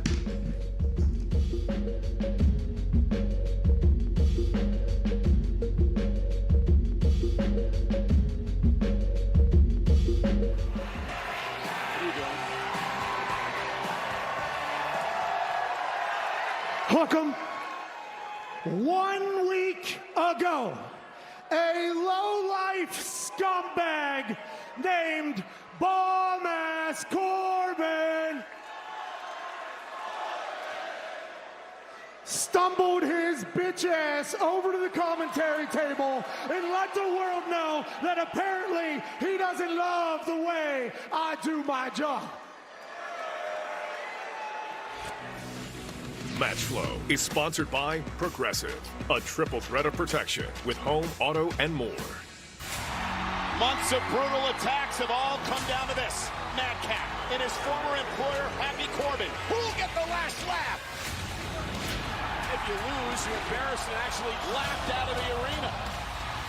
Corbin bounced right off the announce table. Back in the ring at a count of 9, and Moss with the punchline. Madcap gets the last laugh. WWE Universe pumped to see Happy fail. Bum-ass Corbin. Pat, watch your mouth, because if you don't, I'm gonna drag you over this desk and make you wish you were dead.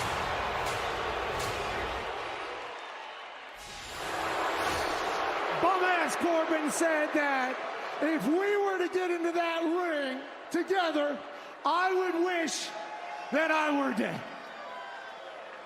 That's not possible. That'll never happen. I love my life. I enjoy every single moment. So much so that when I walked into the WWE Thunderdome for the first time, all I could think of was, I feel alive. When I get to put on the headset and talk into the microphone for the millions. Shout out to my man, The Rock, members of the WWE Universe. I feel alive. So bum ass, while you're catfishing on the internet, acting like you're not an insufferable, arrogant douchebag, why don't you ponder this for a moment? SummerSlam, you and me Nashville, Tennessee. And when I kick your teeth down your throat, the only thing I will think is, I feel more alive than I've ever felt in my entire life right here at SummerSlam. Bomb-ass Corbin! Don't be a coward, you punk! Are you sure you want to do this? I mean, are you really sure you want to do this? I mean, WrestleMania was one thing. Lightning would strike twice. Did you think about this? I am lightning, and I got lightning in both hands and my feet. Happy Corbin is an insufferable douchebag, and if I have to be the one to knock him down a few pegs in Nashville at SummerSlam, I will do so. Well, let's.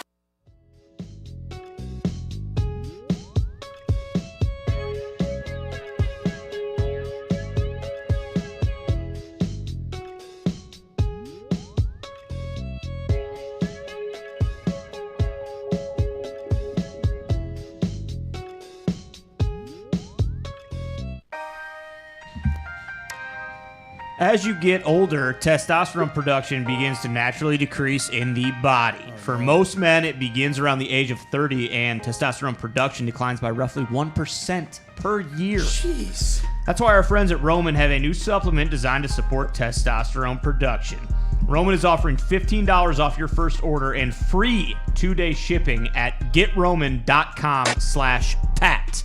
Just go to getroman.com/Pat for $15 off your first order plus free shipping. Make sure you... Yeah, storm clouds rolling in. Make sure you click the link in the description. Welcome back to the show. AJ Hawk, smoking dope in South Carolina. Great to see you, pal. You look fantastic. Shout out to Roman. Shout out to Ty. Shout out to Connor. Shout out to Ten. Diggs. AJ, you said you had some breaking news, so now's the time. Go ahead. No, I don't believe I said that. What happened? Did Dude Perfect get canceled? Was that what you were trying to say? People are pretty disappointed in Dude Perfect. I read. Wait, so hold on, wait. They have investors, and they're invested by Saudis? No. So they went and did a video where they took a tour and went and saw all 8 World Cup stadiums that were built, and they put the video out, and they thanked Qatar Tourism and the World Cup for the hospitality. And obviously, a lot of people were pointing out how those stadiums were made, how many people were lost, the decision that was made, the things that have happened in that country immediately, because Dude Perfect is like a super positive, super good, super all the time, hey guys, thing. So people are attacking him for it. Now, I just assume that people will also attack the entire World Cup and every team that's in it. They better. I guess. Is that Hold on, though. Are people mad, though, because did the World Cup pay Dude Perfect to come there and video stuff and put it out because it's a great marketing deal? Feels like it. Yes. Yeah, they did use the hashtag. Do people know that, or people just think they Qatar. just randomly did it? I had a baby. Mitch just put Zito's computer up on the screen. Let's go. What are those files? What are those? What do we got? What tabs do we got there, Mitt? Mitt just got mad at himself. Said, "Fuck, Mitt, not a big deal. Not a big deal at all. It actually gave us something to talk about, don't you? I mean, let's not make a habit out of it, Right. But not a big deal. By the way, that is my leadership style. I think I've realized over the last few years, something terrible happens that we point out and laugh at, and it's like, all right, but it has to be addressed somehow. So what are we going to do? Hey, let's not make a habit out of it, but like, not that big of a deal. It's okay. Not that big of a deal. Can't have it. Let's move on. Mitt, you've been doing great back there, pal. Had a baby, Mitt. All right. Proud of you, Mitt. Very proud of you. Yeah. That was a tough one, but yeah. Did you smoke this morning?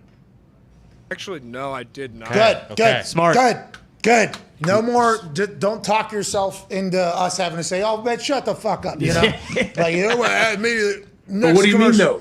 Can't Mitt say, "Well, look at you"? Like Pat can do it. What are you talking about? I smoke CBD. No, like CBD. Smoke CBD at least and be okay. Yeah, I mean, completely different. That's the difference, though. Yeah, CBD and be okay. Yeah, we've seen him smoke CBD and not be okay. That's right. You have to get the whole entire lasso out and bring them back down from the clouds. Remember? So it's like we have research and a focus group and studies and everything on it, and it's like, maybe not exactly the time, but immediately afterwards, you celebrate the shit out of what you've been accomplished. Exactly. Hey, you do what you got to do. In this scenario, past results do predict future outcome.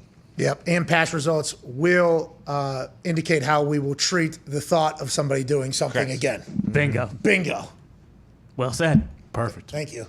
We just made up a mug, I think. Yeah. Put it on a shirt. Put it on a shirt. Put it on one of those Instagram accounts that has Bumper like sticker. super sweet photos in the back with the whole thing. Let's go to the phones. 5 Energy Phone line 1-833-4 McAfee. Let's go to Zach in Iowa.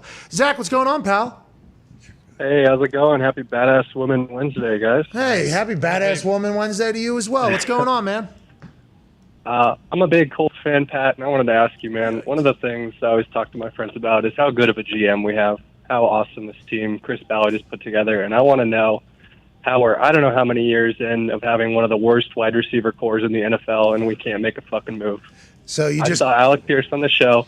I'm hoping he pans out, but why can't we sign somebody? Kind of a paradox of a situation there. You said Chris Ballard's best GM, and then you said wide receiver core is terrible. You don't trust Chris Ballard? That's what I'm saying. You don't trust Chris Ballard, Zach? Hey, now, I'm just saying, when are we going to talk about it and stop pushing under the rug? We have a bottom 5 wide receiver core every year. Jeez Louise. I mean, guys get hurt, you run thin, you're in trouble. That's why a lot of the teams that have won in the recent history have a deep weapon group. Deep. Because injuries are going to come, and when injuries come, you can't just fall off completely. Teams have realized that. Teams have recognized that. And the Colts have not had a very deep weapon group in the roster, but they got young guys they got a lot of faith in. Chris Ballard, I think, has a lot of faith. Let's hope it doesn't pan out the way it did last year, though, AJ. I mean, Matt Ryan, you need somebody to throw. Who's he throwing to at the tight end position? Mo Alley Cox. Big Mo. Okay. He's All big right, he body. can play. Absolutely. We got Jonathan Taylor in the backfield, though. Let's just hand that fucker off all year. We're back for hour 3 on the other side with Jamie Erdahl, new host of Good Morning Football. Perfect. Sorry about that, AJ, with the timing on that whole thing. Can you put up the ESPN Power Rankings? The ESPN put out their power rankings. There was no author, cowards, but they didn't put any names. they didn't put any names on it, but they did a ranking system with a score and how the score views it, and they broke down like GM, talent evaluator, team without quarterback, what the score is, and then other things like they broke it all down. And to Zach's point, they had Chris Ballard as the number 4 ranked general manager. Yeah. Wow. But the team around quarterback was like 16 or something. Really? So how does that, like there's once you start like look at this, well, how is that? Just like for instance, another thing that happened today on FanDuel as we're trying to find those power rankings on FanDuel, the Ravens win total went from 9.5 to 10.5. Okay, who knows what happened? Who knows? Maybe Lamar taking down the I need cash grill or taking down his profile. Maybe was the case. They moved it to 10.5, so more wins, but their odds of winning the Super Bowl got longer. Now, is that because they weren't getting enough bets at plus 2,000? They moved it to plus 2,100. But it feels like there's a lot of things that happen, and then the team being 16th ranked, I think, without the quarterback, and then the GM being 4, like that doesn't make any sense. I don't think that isn't that what that one doesn't. That but the isn't Ravens, that what it. Isn't that what the GM builds the team. Yeah, that's what I'm saying. Colts Pro Bowlers. That's what I'm saying. The Ravens, though, I assume too many people were taking them over 9.5, so the sports books had to deter people from. They had too much liability, so they had to deter people from taking. So the it's over not on a the feeling Ravens. on their team. It's just a hey, we're The Super Bowl one though also corresponded with the Browns' odds getting better. So the Ravens' odds getting worse for the Super Bowl and the Browns' odds getting better makes me think that the sports books don't think that Deshaun Watson is going to be out as long as maybe some may think to affect Super Bowl. Everybody, division. The predictions for how many games he's going to miss have been hilarious. Mm-hmm. And everybody right now is, I guess, just trying to flex whenever it inevitably comes out because they have their source told them this number. It's anywhere from, 2 games, full season, indefinitely. 8 games is allegedly what the Browns are bracing for now. And it's just shit show. What's her name again? What's the judge's name? Honorable Judge Sue Robinson. Mm-hmm. Got a go ahead. Well, when she makes her ruling, though, will we know? Is it like, bam, here we go right away? Or is she going to make her ruling? It's going to be private. She's going to make it a garage, and then they can appeal, and then we will finally learn. So I got a DM from a friend who is a lawyer who I have not talked to in years. Jose Baez? Well, not Jose Baez. Casey Anthony's lawyer. I do not know Casey Anthony's lawyer, but You just gonna start guessing names of lawyers? Johnny Depp lawyer. She's a celebrity now. Camille. Bad way. She's not. Tony Busby. Harden and Busby are not the people. But anyway, Giles. send it to not Jack Giles. The DM though was like, hey, the judge Sue Robinson. You should just basic court, Roger Goodell Supreme Court. So like, if this thing gets appealed, it's going right to Roger Goodell. But if not, it's just like a court case. So we said all along then. No, I was wrong at the beginning.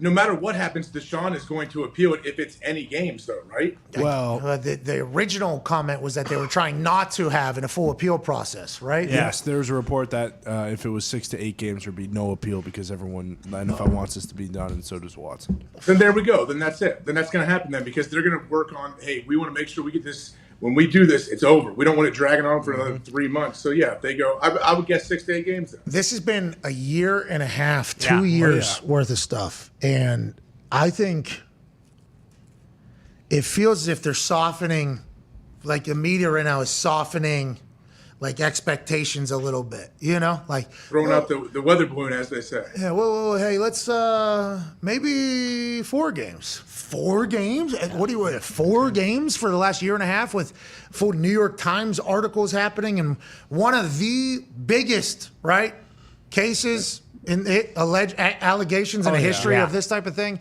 hanging over the NFL with the biggest contract in the history of the NFL as well. It's quarterback position.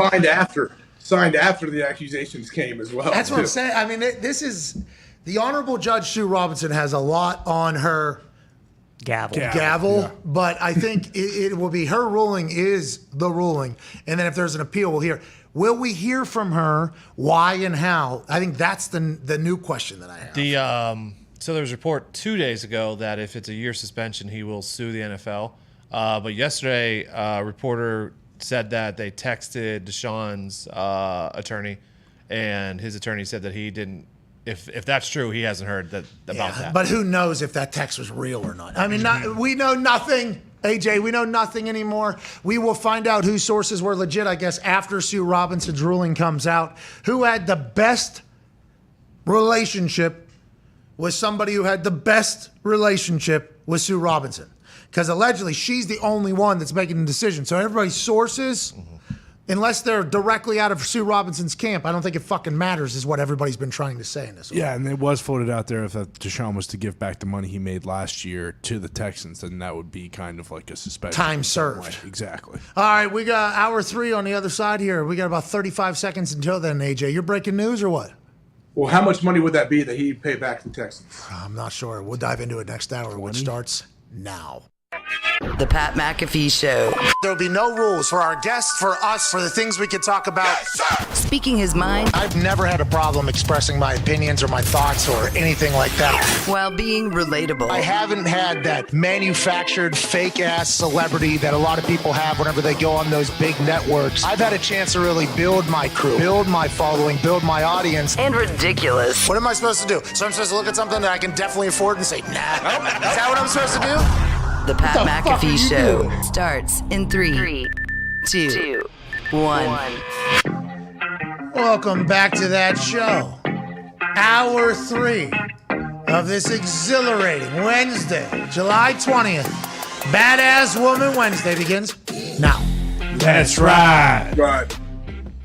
Oh, I mean, that was piss The poor. disrespect. Jesus Christ. How can we? I'm on a delay from you guys. First off, I said it right on time. Oh, that's our fault, obviously. You go on No, your not your 7th fault. vacation. My fault. How do we get better internet down there? Is there any way to No, get internet's okay, but it's FaceTime because when I do it, even back home with legit, plugged in, it's still like delayed a little bit. Who's that? the fuck's going on? Is that Axel? Axel? You got a lot of stuff happening, bro. We're good. The beginning of the last hour, when you were starting. Hey, by the way, All right. real quick before you get that, Vetter took a dump on the little baby sailboat we were in. Let's go. beast. I had to pump it. You have to pump. It's a marine toilet. You got to pump it to get it out. I'm just pumping these little turds everywhere. It was terrible. No, like death. That's awesome. But yeah, what were you saying? Well, what I was going to say is maybe there was a little bit of a lingering effect from the dump on the sailboat. You did not seem to be about anything the beginning of last hour. I asked you a couple questions. You were giving me 4-word answers. Do you remember that? It was like 4-word answers like, what of it? It's like, is this guy, are you guys okay? No, this is my problem. I get distracted. Okay, so this stupid camera that follows me around, this new iPad, at least on my end of the screen right now, it cuts off half my face. Is that how it shows on the feed? No, you look very good. Okay, good. Because if you notice, I've been chasing this camera all day long. I got to stop doing that. Now, can you get up real quick and see how much it will follow you? No. But yeah. The whole thing. It works. Hey, that thing's going wherever you go, pal. That thing works for you. That's really That's cool. sweet. That actually is pretty good. That's the Al Michaels setup. Yeah. Thank you, Al. That's awesome. Well, I don't think he created it. I'm just saying, like, Oh, so I wasn't talking very much. I wasn't giving you many. you just many seem. words. It seemed like you were going through it at the time. It seemed like, oh, this guy is going through Well, it. we're just sprinting place to place, downpour. All of a sudden, yeah, we're good. What is going on? Yeah. Down. Was Kids it are raining? soaked. Was it raining while you were on the sailboat? No, we got back. Yeah. That would have been Truman Show. Yeah. You know what I mean? Anyways, we're thankful you make time for us on your vacation. You're the absolute best, AJ. Boy, AJ. Thanks for pumping and poop out of the sailboat from Vetter. The Talks Tables here, Ty Schmidt, Boston Connor. One half of the Hammer, Dahn Cowboys. Tone Diggs is here. We appreciate the hell out of you. And joining us now, this is a massive ordeal. Oh, yeah. Let's go. The Emmy Award-winning show of Good Morning Football had a role to fill. They needed a host. They scoured the globe. Who can handle 3 hours? Yeah. Oh, yeah. Monday through Friday, all year round, talking NFL football all the time. Who has the juice? Who has the energy? Who can go in there and make the Emmy Award-winning show better? You know who they tapped into? A former college basketball player and fast-pitch softball player. Whoa. Somebody that has covered college basketball, college football, and NFL football. An absolute badass, the new host of Good Morning Football, ladies and gentlemen, Jamie Erdahl. Yay! How are you? What's up? Hey, congratulations. Hey, congrats. Big time show. I can't believe I convinced them that I was the person to do all that. Well, listen, the humility you just displayed there is probably the reason why. We've obviously all seen you work. You're incredible. You're professional. You're smooth. Your transitions are great. What is it going to be like hosting Good Morning Football? Have you ever hosted a show before? And have they had you go through any classes? Have you had any practice runs? How did this whole process go? I've hosted now and again, mostly college basketball stuff during the regular season, halftime, post-game shows, whatnot. CBS has some digital stuff that I did. I used to do like a lot of fantasy football when I first got to CBS. I've done sports talk radio here and there, but when it comes to 15 hours of television a week, never before. So, lock and load. Do you have any a previous relationship with Schrags or Kyle or anybody else on set there? I mean, it's a rowdy group of boys you're walking into. Yeah, Yeah, no, literally, I didn't even meet him until I had the job. We've done one secret show that we'll laugh about 5 years from now because we got into it on a couple different topics and we just were like, this is something we're going to remember for a long time. But it was awesome. We went and had lunch after. We had some beers. We hung out, and we just were like, "This is going to be a good thing." So, but Monday when we start together, I find this the more I think about it, everyone's just going to watch us grow together on live television because we really haven't been able to do much. Just because they're still doing the show, they want to enjoy their vacation. It's life stands in the way, so we're just gonna roll with it on Monday. Yeah, they're coming out of a 3-month vacation. Yeah, just about. So I mean, that should be you guys should hit the ground running together. What was the whole audition tryout process like? Was there a lot? You said you didn't meet Kyle or Schrags beforehand, but was there a lot of face-to-face meeting, a lot of tape? What was it like to get the gig? Because hey, everybody wanted that job, Jamie. Everybody wanted that job. It was a lot of just a lot of conversations with a lot of people that are in charge of the show or have their hands on the show, and it wasn't it wasn't so much like testing my knowledge or, I think they trusted that I had the background and the TV chops to do it. It was more that, as you guys just said, like this is a lot of TV and it's a lot of football year round, and you have to have the stamina and the creativity to be able to hang. And it's almost an easier job in season, right? Like on Mondays, you're talking about 12 games. On Tuesdays, you're wrapping up the whole weekend. Wednesdays, you start to have fun with it a little bit, looking at the next week. But are you having fun in May and June? And are you coming up with stuff to talk about on July 20th? And that's the kind of the person that they wanted. And again, somehow I told them it was me. Okay, so you've always been around sports, though. Love sports. What is it about sports that you love, and why have you found such an appreciation for football, you think? I'm very competitive. I can't see like a ball laying around a gym if like the team hasn't showed up yet. Like I'll go out and I'll start shooting. I have to scamper off when the team comes out to warm up. If the football's laying around on the field, I'll flip it, until somebody shows up and tells me to put it down. A lot of juice. Got juice. Got a lot of juice. Got a lot of juice. I'm sad that I wasn't better at anything that I did, that I didn't get to do something professionally. I just love being around it. If it wasn't going to work out for me being on sports TV, frankly, I didn't really love being on TV enough at the beginning. Like I wasn't going to go do the weather or the news. Like I was just going to go work for a team or a college. Like I just wanted to be around sports. It wasn't really about seeing myself on camera. You've been in sports in big positions for a while now, but this is a whole new game. Hey, Emmy Award winner. Yeah, that's right. Top of the line. Are you moving to New York? Have you lived in New York in the past? And what's the transition to now? Hey, a lot of happy hours, right? Oh, yeah. A lot of handshaking, a lot of that shit, right? Early that's really what 4 a.m. wake ups. Early morning. It's a whole new game, right? It's a whole new life. Yep. So my husband and I lived in New York when we were dating, and we're both from Minnesota. We went back there when we started having kids, and we've been in Minnesota for a couple of years. But now we are moving 3-year-old, 1-year-old, and the 80-pound black lab to New Jersey.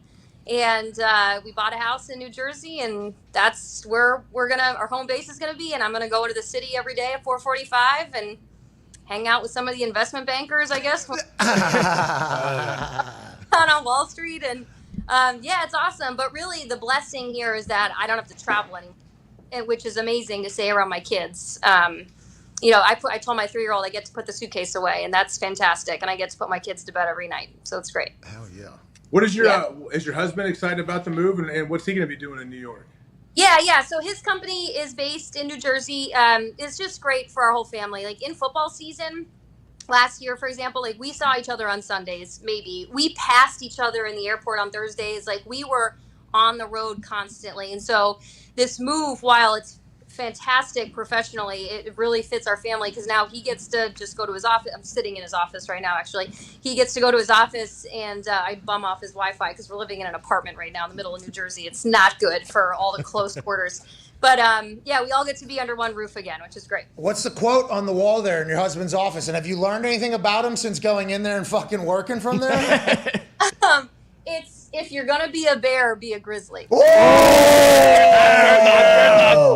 Hey, he don't fuck around. Wow. Listen, in a world full of gazelles, be a lion. What? Everybody wants to be a lion until it comes time to do what lions have to do. What? So... What's he do? Is he a motivational speaker? Is he Gary V? Are you married to Gary V? Holy shit. I know. No, I am not. But he might be the Gary V second coming. No, he works in orthopedic. I don't even know what he does. He works for a medical device, orthopedic trauma. Oh. No. He's a much bigger brain than all of us here. Wow. Yeah. He was a kicker, Pat. He kicked in his time.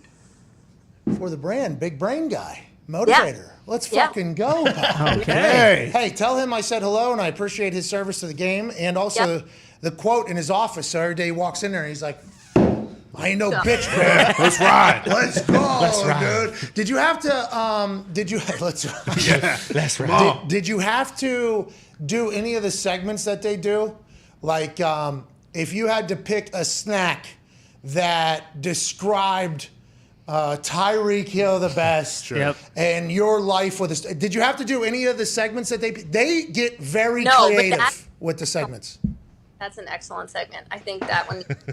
No, I didn't have to do that one. I did a silly one. It wasn't even silly. It didn't even make sense to me. It was like top 5 underrated scary quarterbacks, which to me is like a category. Exactly. Yeah, bingo. Jamie, that's every day, Jamie. We watch Good Morning. But I'm like, how is a quarterback underrated? It's literally the 32 most important jobs in the most talked about. But we got through it. It was a segment we did. But no, I feel like Jamie, I don't want to cut you off, but like, you're gonna have to dive into their world. Get used to it. There's not a common sense like. no. It's starting quarterback in the end. Like, we watch Good Morning Football, Jamie, every morning. Yeah. And we're a fan of the show, big fans of the show. But there are some things that pop up where, like, massive respect for them having to have that conversation right now. Because it is very difficult not to just be like, oh, this isn't real. Yeah. This is not. No. But there's a lot of hours, a lot of conversation. They have some incredible segments, though. That's why they're Emmy Award winning. Totally. I'm excited. I feel like I got to come in there with like 5 or 6 new creative things that I have to lay out every 2 weeks to make sure that I feel like I'm bringing something to the table. But I'm excited. I mean, whatever. It's football. Football is fun. Make it fun. Be creative. What if you went in there and said, all right, describe each team as a famous quote. And you're like, I got Chicago. You know? Easy. And they're like, you know, okay. If you're going to be a Bear. Don't be a Chicago Bear ever. No. Be a Grizzly. That would be, good. I mean, that's home run segment right there. It is. Crush. Back-to-back Emmy. Anytime you need us, not that you do, but anytime you need a little brainstorm sesh, Jamie, we are here for you. Go ahead, Tone. Jamie, are you going to miss Nick Saban's joyous attitude when you're asking him questions at halftime? Is that what you're going to miss most about the CBS gig? Yeah, I really am. After, I was on that crew for 4 years, and last year I found some of our interactions to be the most entertaining, mostly because it might not get old to win that much, but it gets old for me to just continuously interview that man after he like beats a team by 3 scores. So I enjoy, like, at the Iron Bowl when they were down like 17-0 to Auburn, and literally all I said to him was like, what's the problem here? They're unfolding, and he's a great, I like him. He challenges you. He makes you respect the game, and I learned a lot from him. I am going to miss that. But like I said, I'm not going to miss traveling to Tuscaloosa. I like Tuscaloosa. It's just hard to get to. Yeah, a lot of those college towns, right? Yeah. Yeah. How many years covering college football? 4. 4 in the SEC, and then 4 in the NFL before that. You just been kicking ass. Let's go. Jamie, you're kicking ass. Go ahead, Connor. Yeah, Jamie, is a little relieving the fact that Jason McCourty will also be, sitting next to you, and it'll be his first year too. And have you guys kind of had already a little bit of a relationship as the new guys in town? Is he? That's what we saw. Oh. Whoa, whoa, whoa, Is that not real? Whoa, what happened there? I don't know. Is he? I don't know. That's not on my announcement. You're not. Whoa. The rumor mill is turning. What the hell's going on? What is this all about? Where did you read it, Connor? The internet. Everywhere on the internet. Andrew Marchand. Yeah, I think it was. Yeah. Sports Business Journal. Come on. Ever heard of it, AJ? Jeez. AJ, sorry about it. You're on a sailboat cleaning poop out of a John. We're reading the internet. Sorry, guys, any of those guys that have been, because now I've been watching it, religiously. I watched it time and time again, but now that I've been watching it over the last couple months, like, any of those guys that rotate through are fantastic. I would think any guy that retires would love to. I mean, just as much as everybody wanted Kay Adams' job, which is a fantastic job, and she crushed it for 6 years. I would think any player that retires now would want that chair. It's a great job. Yeah, come on. 4:45. Wake up. Yeah. So it could be Darius. If you're home by still. noon, you know what? If you're going to be a Bear, be a Grizzly. Oh, Well said. Yeah, and if you're going to be a bird, be an early bird. Yeah. An eagle. You know what I mean? That's a good call too. Go ahead, Ty. Jamie, we've kind of already touched on it, but is there anything daunting about, like you said, like now you can only talk about the NFL all day? Like you can't talk about college football or college basketball. Like, is there any part of that when you accepted this job where it was like, oh shit, I really have to kind of hone in on everything we're talking about here? I think when I really went through just what it would mean to take over this job, what came back to what I feel like I've experienced in the last 8 years at CBS was when I was on the NFL, I didn't really watch college football. I watched Michigan. My husband went there. I kept up with them. But then when I was on college football, I still scampered home to watch the NFL. And I think that to me, the NFL has always kind of been like the truest to what I was passionate about. And so I find it, talk to me in a couple of years, maybe after doing it for 720 days, but I'm happy to kind of settle into something year round. Jamie, have you thought about the fact that your show is going to be on every single NFL locker room while the guys are in there and the coaches are in? The coaches too, like coaches will be walking by with their breakfast. Oh, what is this? What do these people think they're saying? Like, you've given that any thought? What movie actor best describes? No. I'm done. Go ahead. I have learned to appreciate that. That felt very intimidating when I first learned that was kind of the nature of it, that how much the league hones in on that. And it really just like sets the table for the day, I think, like for the rest of the league, and how annoyed players or teams might get if you handle certain situations and what you say about them. And I've actually tried to like kind of tamp that down because I just want to be myself. I don't really want to think too much about how like I'm gonna piss Pete Carroll off and I got to deal with that, and then the next hour I'm gonna be talking about the Vikings. Am I dealing with that? And I just hope that in my honesty I can pay homage to all the teams, and if they're struggling, like we got to be able to talk about that. If they're doing great, we'll talk about that too. Not just players, not just coaches, executives. That's right. I heard what's the road over there? Park Avenue. Park Avenue. I heard it's on every TV there. Roger's watching. Yeah. I mean, it's everybody in the NFL is watching it, and I think they picked the perfect person for the job. Congratulations. Enjoy the hell out of yourself. Congrats to your family going back to Jersey. And if you're going to be a Bear, be a fucking great show host, Grizzly Bear. Amen. All right. We appreciate you so much, Jamie. Good luck. Thank you, guys. I appreciate it. The new host of Good Morning Football, starting on Monday, July 25th, NFL Network, every morning, Monday through Friday, 6 a.m. to 9 a.m., 7 a.m. to 10 a.m. Yes. Very early. Jamie Erda. Congrats to her, man. Yeah. That's awesome. Has to feel pretty good to get that gig. A lot of people wanted that job, Now, her saying any ex-player should want that other one, I respect and appreciate that narrative, but 4:45 in the morning, live in New York. Yeah, come on. That's a lot. Like Nate Burleson doing that was fucking awesome. And obviously, it catapulted him into superstardom and into a new career. And I think it'll do that for everybody that works on that show. But that is not an easy show at all. I mean, any daily show is not easy, let alone morning shows. Those are a fucking schedule change, life change, and a real commitment, AJ, like real commitment to being positive at 6 a.m., 7 a.m. in the morning.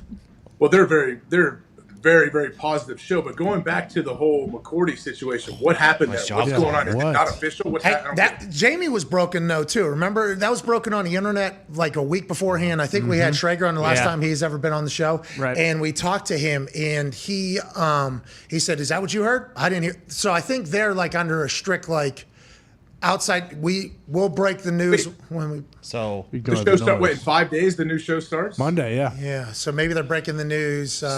So on July 15th, Monday morning, 4 a.m. Yeah. July 15th, Andrew Marchand tweeted news, semicolon. Which, by the way, we respect Marchand. He has a connection with fucking everybody. Yes. Full colon up. Yeah. Just retired Jason McCourty is the favorite to fill Nate Burleson's Good Morning Football host role. Favorite. Wow. So you coming in here with your little fucking Well, McCourty song and dance. Look, anyone who watched the tape of Patriot when McCourty shield. was on. What's that? Who's that guy? Mandela effect? Oh, yeah. I just assumed that tweet said. Yeah. So did I. He got the job. Yeah, because he crushed You know why?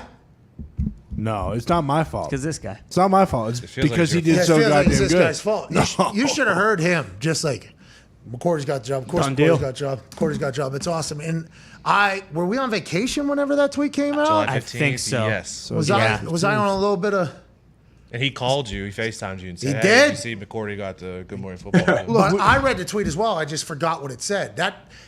He's probably just working out the details of the contract. Yeah, we watch every day, like you said, and we saw the chemistry that, when McCourty was up there, that Kyle What about Brandt Darius? shaking her head. What about Darius? Well, and also, Debo was awesome, but he buried kickers and punters, so you can't have that on TV. Well, he was reading some That was other guy that's never blind- going to be on the blind show. That was a blind take. True. ever since this was announced, too, Sean O'Hara has been painting the black with his fastball. He has. So He might end up being, but He's been what? you can't just do painting the black with his fastball. He's He's- throwing mud the last 2 weeks. Yeah, he's in his zone. Yeah. Yeah. I mean, he is in a zone. He's got the star box on Mario Kart. Yes, right. he does. Game breaker. All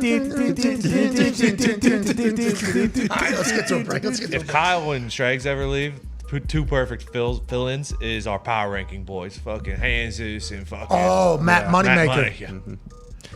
Holy shit. If it's Shrakes, O'Hare, and Brant, I'm gonna break that TV. I can't do that for a whole What are you season. I'm talking sorry. about? What? I can't do it. What are you? I can't do it. What's his problem? Put McCourty up there. Put D-Bud up there. Maybe put LaShawn McCoy up there. Hey, LaShawn, I don't think they're going to be able to afford LaShawn. True. He's doing That price to wake up that early with him crushing it with I Am Athlete, I don't know, you know? Yeah, he ain't doing that. It's like, And I would imagine McCourty is he should ask for a lot of money too for that gig. yeah. He's also a Rutgers guy, though. Lives in Jersey. Just quick updates for everybody out there that has any profession. Ask for fucking a lot of money. Okay, you're worth it. You're worth it. You know? And when you don't, you set the table for everybody else behind you not to get it. So there is something to that, especially on that. But what a job, what a seat, what a role to have. There's a lot of eyes on, a lot of very important eyes on that show. Look at Burleson. Nate Burleson is what's he on the CBS morning show now? Yeah. Nickelodeon. He's talking about the Taliban. Yeah. That's right. He's breaking news about the Taliban one day after talking about toe drag swag. It's like, holy fuck, you're in the real world now. You're doing real stuff, Nate. We're all very proud of you. Hell yeah. Interviewing Amber Heard's lawyer. You ever look in the mirror and say, you know what, I didn't have it today? That was a great question. Yeah. That was a great. You know, after a game, we lose. Like, sometimes you got to ask yourself some hard questions. How come you didn't do that?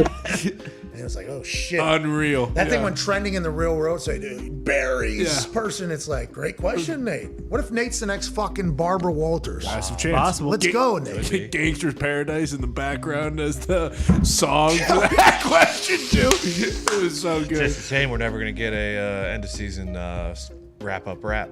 I bet you we will. No, yeah, he'll He's come still back doing and stuff do with that. NFL Network. Oh, Yeah. okay, thank God. Nate is one of the most talented humans out there. Yeah.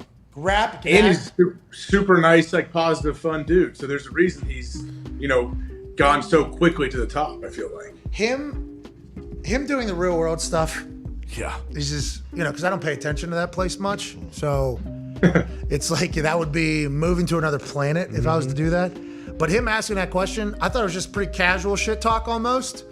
And I guess in the real world, they don't just shit talk each other all the time. No. I guess they don't just be, I guess that's not the case. I can never make it, but Nate can. And who will be the next host?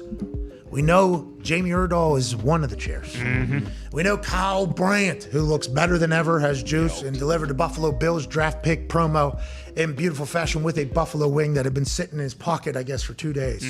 We know Shregs will be on there. Who will be the last chair for Good Morning Football? We'll find out Monday, July 25th, AJ. That's right. Where did Kay go? What's she doing? I don't know. She still has that show, right? Because she had that other one that she would do at, I think it was the Grammys she was at, where she missed a Monday. So I know she still has that gig going. I don't know what her... The entertainment? Yeah, the entertainment. Like AC people. Slater? No, it's with Kevin Frazier. There it is. Yeah. AC Slater's on every hotel. Is he on your TV right now? I got in last night. First thing, pop the TV on AC with a polo tucked into some khakis, talking about something. Always ready. Yep. Let's move on to That's American Idol guys network. Seacrest, yeah. Seacrest. Exactly. Seacrest runs E? Pretty much. Uh-huh. He invented the Kardashians, so So he was handed his shit by who? Dick, right? Dick Rickle, No. From American Idol? Dick Van Dyke. Dick Clark. Dick Clark, Clark. yeah. Oh, yeah. Ryan Seacrest was like kind of handed the baton from Dick Clark, right? I And think. Casey Kasem. That's a lot. That's Yeah, that's huge. And he's just kind of he's done it. He's right? ran with it. Oh, Well, yeah. He still does a morning show every day, doesn't he? The Ryan Seacrest show. Kelly He has a Ryan. morning radio show. Yeah, top 40. Or top 20, whatever it is. On Saturdays? That's Casey Kasem. He plays music. Used to be. Yeah. Every day. Every day. It's like It's a week. what type of show is it? I think It's on like a the countdown LA channel. show. It plays on Sirius. It's like a legit morning radio show. So you're saying it's like hey, good morning, Yeah. Wednesday, July 20th. Frank calls. They do prank calls. They send like flowers to people that cheated on their. It's husbands. LA's number one hit music station, Kiss FM. Yes. Ryan Seacrest got a morning show. So it's a talking show. It's not a, hey, Wednesday, July 20th, 2022, ESPYs are tonight. Who's going to take home a big prize? Who's going to give the speech that we're all talking about tomorrow? Here's new boots, Scott Stevens. Is that what he's doing? Kind of like Mikey Probably, Big Bob. probably when he's sending the music, I'm sure he is. Yes. So then it comes back. There's hilarious prank calls that are real. All of that stuff. He's doing everything.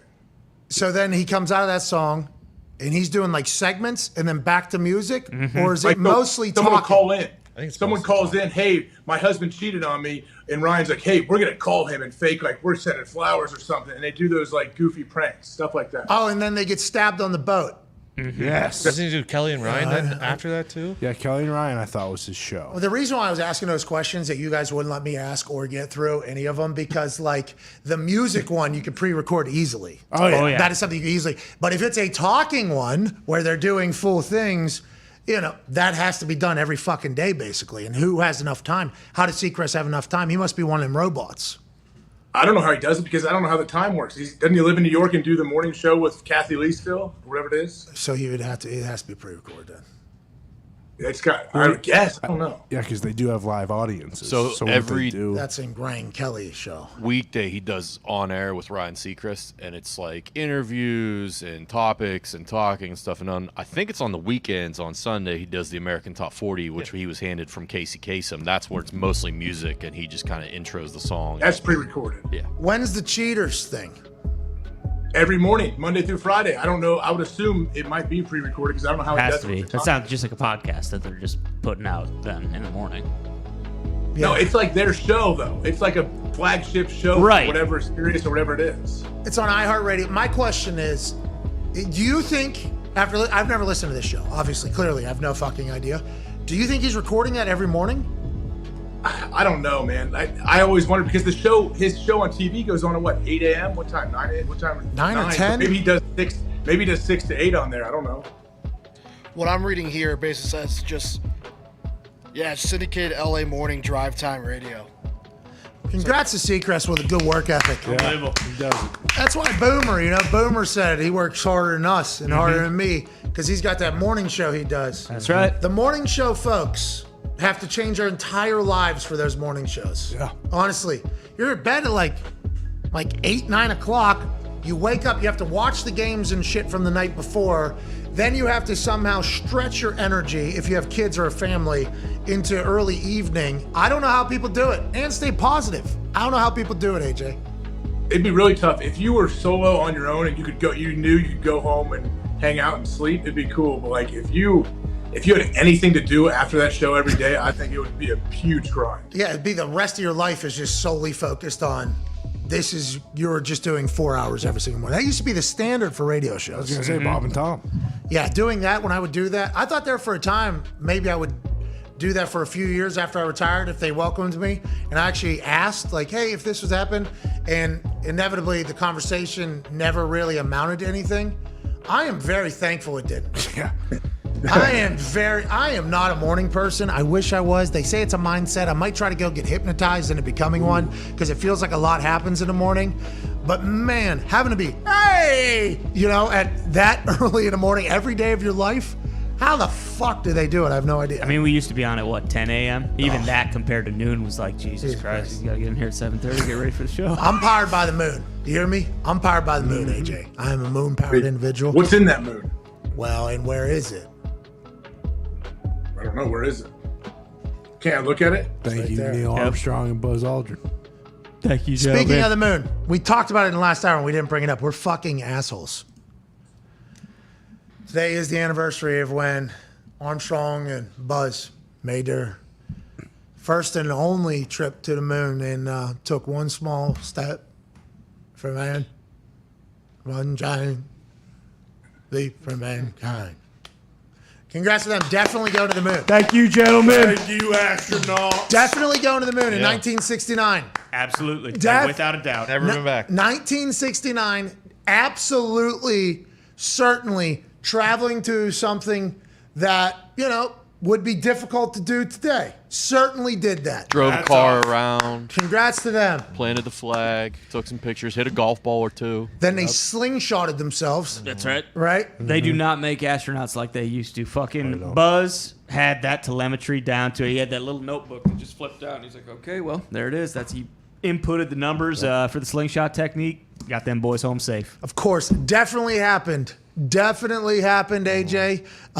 Whenever you think about making it to the moon in 1969, and then us really not being able to talk to people outside of 5 feet from us until 2005. Yeah. How do you think about all of that, AJ? I mean, I fucking love those guys. Yeah, legends. The best. Love American those guys. heroes. Love what they did. There's a lot of songs. Yeah. There's a lot of people that say that type of stuff. Today's not the day to say that type of stuff. No. And if you do, guess what? You're going to get a swift fucking right to the mouth. Like some guy tried to test, Buzz, and he said, hey, why don't you come here a little bit closer? Punched him right in the fucking mouth. I do love that we immediately went on to a press conference and said, we won the race to space. Thanks. Sorry about it. Never do it again. Shut everything down. Yep. Defund it. Don't need to know anything. What did you learn up there? Well, there is no gravity. And you are able to. There's a little gravity in there. Well, it has to be, I guess. Light. Everyone else, don't even bother going. We found everything there is. Don't we got worry it all. about it. What's on Dark Side of it? Who knows? Can't see anything. Yeah, over it there. doesn't matter. Although there are some tales about the dark side of the moon, Transformers and monsters and stuff. Why doesn't like Elon that go? over there? He needs to go up to the moon and check it out. Well, Elon said if they're able to do it, and he does not have a tan at all, but if that came on the internet yesterday or 2 days ago, if Elon. First off, yeah. Sorry to cut you off. Ari Emanuel, what is that guy doing? He looks amazing, however old he is. I don't know who the fuck Ari Emanuel is. Yeah, He was spraying off Elon in the thing when Elon was on the boat. Oh, I didn't know that was said cuz? Yeah, Ari Gold. Yeah. Rom's brother. The motivation for the Ari Gold character. Really? How old? Ari Emanuel, how old is he? Yeah. I don't know. Is he 50? Maybe he looks great, whatever he is. I know nothing about him. He runs the whole thing. He runs the whole Hollywood world. Really? He made Top Gun Maverick? No. Ari Emanuel, when he had a WME, they bought the UFC, all that. He Yeah. does it. He does everything. Oh, okay. So Ari Emanuel is the head of WME, the company that bought the UFC, and you're saying he's yoked up right now? He's trim and looks good for how old he is. You mentioned him because you talked about how Jeremy Piven used him as the motivation for his character. No, there's another gentleman that we met from CAA that said not Ari Emanuel, it was Jeff Jacobs. There it is. Jeff Jacobs from CAA. Same tale. I don't know if it was a combination of both or whatever, but Ari Emanuel, midlife crisis here, doing some rolling jiu-jitsu. Give me fucking UFC. I want to be out there. Now he's yoked up, spraying down Elon. Good for him. What a life for that guy. Cool. Yeah, I guess. Well, his brother was the mayor of Chicago, Rom. Is that right, Z? That's what Zito just said. Zito quickly said, brother of Rom. Okay, cool. Are they all on HGH or what's going on? Oh, Rom's very small and very petite. I sent in a picture. Ari looks. Ari's not big at all. Is it I'm just saying he's in TRT? good shape. Probably TRT. He's 61. TRT probably, you're saying? I can't wait to get on it. Me He's in neither. very good shape then. 60. How old is Elon? Well, does he have a birthday if you're an alien? Yeah, human No, years you're or right. alien years? You're right. You know what I mean? He's got 15 kids. How many? He's got like 9 by now. I think he's continuing He's to go. 51. He has 9 children? Yeah, he's got a bunch of kids. There. Jesus go. Christ. I mean, Elon. Are you kidding me? Is this a real This photo? dude's a highlighter. How What? I've never seen a white highlighter. Elon has 10 kids. He's kind of yoked. That guy's got 10. Who? Elon's a fucking unit. Elon's a unit. Holy Elon's got 10 kids? Yeah. Be playing guard. How come I only heard about that one that was like QX? Yeah, Aeon Flux. Trying to populate the world. His dad just had a kid too. With Yeah. Well, who did he have it with? I don't know who was it, Con. Like his His stepdaughter? stepdaughter. It's his second daughter he's had with his stepdaughter. Elrod Musk. What the fuck's Wait, did going he on? marry her? No, I think he married her mother. Yeah. Yeah. It's like Bhagavan. But then is her mother? Did he kick her mother to the curb and take the stepdaughter? I don't know, unless he's running some cult-like operation, which I just watched with the Unexplained William Who Shatner. else did that too? What? somebody that was a prominent New York film director. He has some issues, as I've heard from people. Who? What are you talking about?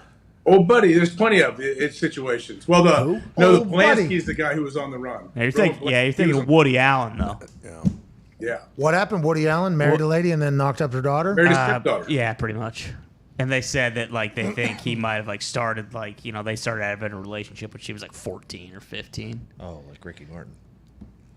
What? Well, he's facing like 50 years. Yeah. Ricky Martin. He was that popped out of nowhere last Friday. Yeah. Because I was trending. Me and SmackDown were trending number 2 on Friday early in the show, like 8:07 or whatever. I got a text and then I looked at it, and I saw Ricky Martin was trending. And listen, everybody knows until last Friday, my go-to karaoke song was "Cup of Life." Okay, "Cup of Life," Ricky Martin. You bring a little bit of. Still bangs. Still, listen. Can't. Listen to it, but Wait, what did he do though? I don't know what he did. we found out on Friday because SmackDown were live. Michael Cole goes SmackDown and Pat McAfee currently trending at number 2 or whatever.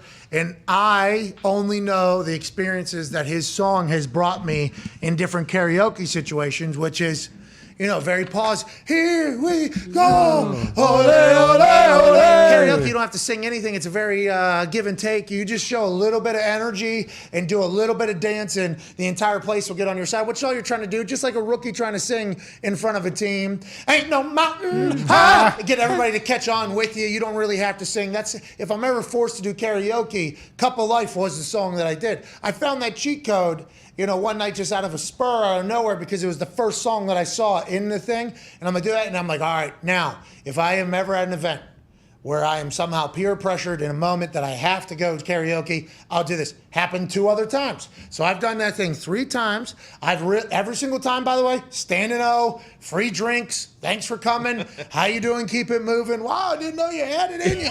Every single time. So Michael Cole says, hey, you and SmackDown are trending number 2. And I'm like, yeah, right behind Ricky Martin, Cup of Life, living the Via Loca. And then the show goes on. And then I start getting texts from people like, hey, he raped somebody in his family or beat up somebody in his family. He's facing 50 years in jail. I'm like, whoa. What? Living the life of the Via, very loca. Not good. Yeah. I had no idea. Very bad. He's like facing 50 years in jail or something like that. Oh, I became aware of it when one of his family members came out to, I guess, defend Ricky and say something. Whoever's accusing him has office rocker or whatever. Do we know the story about Ricky Martin? I know a good portion of it. Okay, is it rape or is I believe he had a relationship with his nephew, who was much, much younger. And then apparently the nephew was going to end the relationship or something like that, and then Ricky got in a fight, so that was the assault or whatever. And then, some of the families coming out and saying that the nephew, is just trying to, isn't all there and is trying to like. That doesn't sound like 50 years to me, though. What do you do? That sounds like a civil lawsuit. Yeah. No, because it was in like Puerto Rico or something, right? Incestual. Yeah, and like their laws are different in terms of what he's accused of. So he's heading over to some place that you can't get shipped. No extradition. What is it? No extradition. Extradition, is that what he's trying to do? Is that what's taking place? Where's this at? Puerto Rico? Or wherever he's from. I don't Where is remember it? if it was Puerto Rico. He is born in Puerto Rico. I know it was not in the continental United States. So their laws are different than ours? I believe so, yes. So Ricky Martin dated his nephew. Mm-hmm. Nephew tried to, allegedly, dated his nephew. Nephew, direct or step? I think direct. I think it's direct. Okay. Which is where the incestual stuff comes in. Okay, so then the nephew broke up with Ricky Martin, and Ricky said, no. Yeah. And then just started beating the fuck out of people? Apparently. What the hell? This guy's a nut job. Let's get to a break. Is loco. 50 years for the physical assault or the incest? For the incest. Wow, that's terrible. Yeah. Ricky Martin. Can't do Cup of Life anymore. No. He performed They had at a good Victoria's run. Secret fashion show. This year? No. Hey. He's made allegedly some terrible decisions as an adult and kind of creepy stuff going on. Mm-hmm. He had a couple bangers. Oh, yeah. Hey, people are still listening to MJ. Oh, yeah. Couple bangers. She Bangs. Wasn't that his song? She Bangs. The one kid made famous on American Idol. William Hung. Bill Hungs. Yeah. She looks like a butterfly. Sings like a bee. Man. Bangers. Well, Serious storm. Is that storms outside? Big time. Like looks like a monsoon coming down with lightning and everything. We've done an hour. Thunder. Lightning and the thunder, thunder, thunder, thunder. Lightning and the thunder, thunder, thunder. Look out for yourself out there. We assume we're going to lose service with you, but hopefully we don't lose you, pal. You hear me? We'll miss you. I think we'll be good. I think his service will be good, and I'll be all right. What's Vetter doing? Him and Axel out there pooping on the sidewalk, saying, "Hey, the rain will clean it up." Hell yeah. I don't know what they're doing now, but yeah, when he told me I gotta use the bathroom, I was like, all right, yeah, you peeing? And no. It's like, all right, man, we can't. Why didn't you dump on shore? Like, you don't wait to get on this baby sailboat to dump. So you talk to them like they're adults, like they're your friends? I mean, I tried to at times, yeah. All right, hey, listen, poop your pants. We don't fucking do that here. Yeah, what the hell? Oh no, he went, but I just said next time, just make sure you get all your dumps out before we get on the boat. That's a good dad moment. Thank you. Boy, you can't even use the toilet paper. I was like, hey, it is a sign. Hey, put the toilet paper in the trash can. You can't put it in this little marine toilet. So I was like, hey, man, throw your toilet paper right there, too. He's like, what? He'd never heard of that. So He's all cultured, pooping on sailboats. Growing up. Now monsoon's coming. Good for Vetter. What a day. He'll never forget it. All right, let's end this show on the other side with some phone calls on a 5 Energy phone line. Let's get the fuck out of here and then get excited for the ESPYs. Who won in the Sky vs. Storm game? WNBA. The only sports action of the day. Tipped off at noon. The Sky with superstar Elena Delle Donne. Oh, Sky won 78-74. Oh, hey, there's some free throws at the end, I bet. There's some free throws at the end where somebody had to get on the stripe and become ice cold. The only sports activity of the day is happening right here. Let me go put this thing away. Sky beats Storm 78-74. Good for them. Unbelievable. What a game. Maybe that wins an ESPY for the fucking only show Game in of the town. year? Sure. Maybe. We're back in 4. Cheers.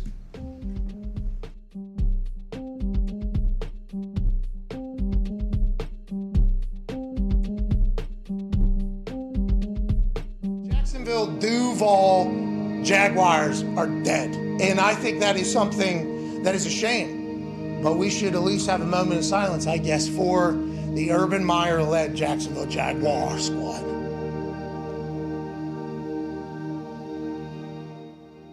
He chose one time not to fly back home with the team after a loss.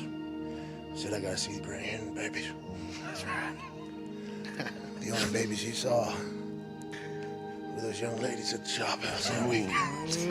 Couple fingers. Devil. He had to answer a lot of questions about that, but then he got back on track and started coaching football. Oh, yeah. Forget about the fingers. And they won. They won a game in London. How'd they win? It's because they forgot about the fingers. That's right. And then they came back to America. And they lose. And they lose. And they lose. And they lose. And anonymous sources say, this guy fucking stinks. He's laughed out of meeting rooms. Everybody wants to smack him in the mouth. Attitude reflect leadership, Captain. Have a little mere therapy, pal. A little bit. You stink. You guys ever get yourself one of these? I didn't think so, you losers. Hey, this one from high school, this one from college, and this one right here, middle fingers open for the NFL. If any of you would stop fucking me over. Goddamn right. That's what we're trying to get. Hey, you, defensive coordinator. What's that? You got any of these? No, I don't. I don't. That's why I thought you're a fucking loser. I'm sorry, You need to stop by the job. Anyways, they're dead.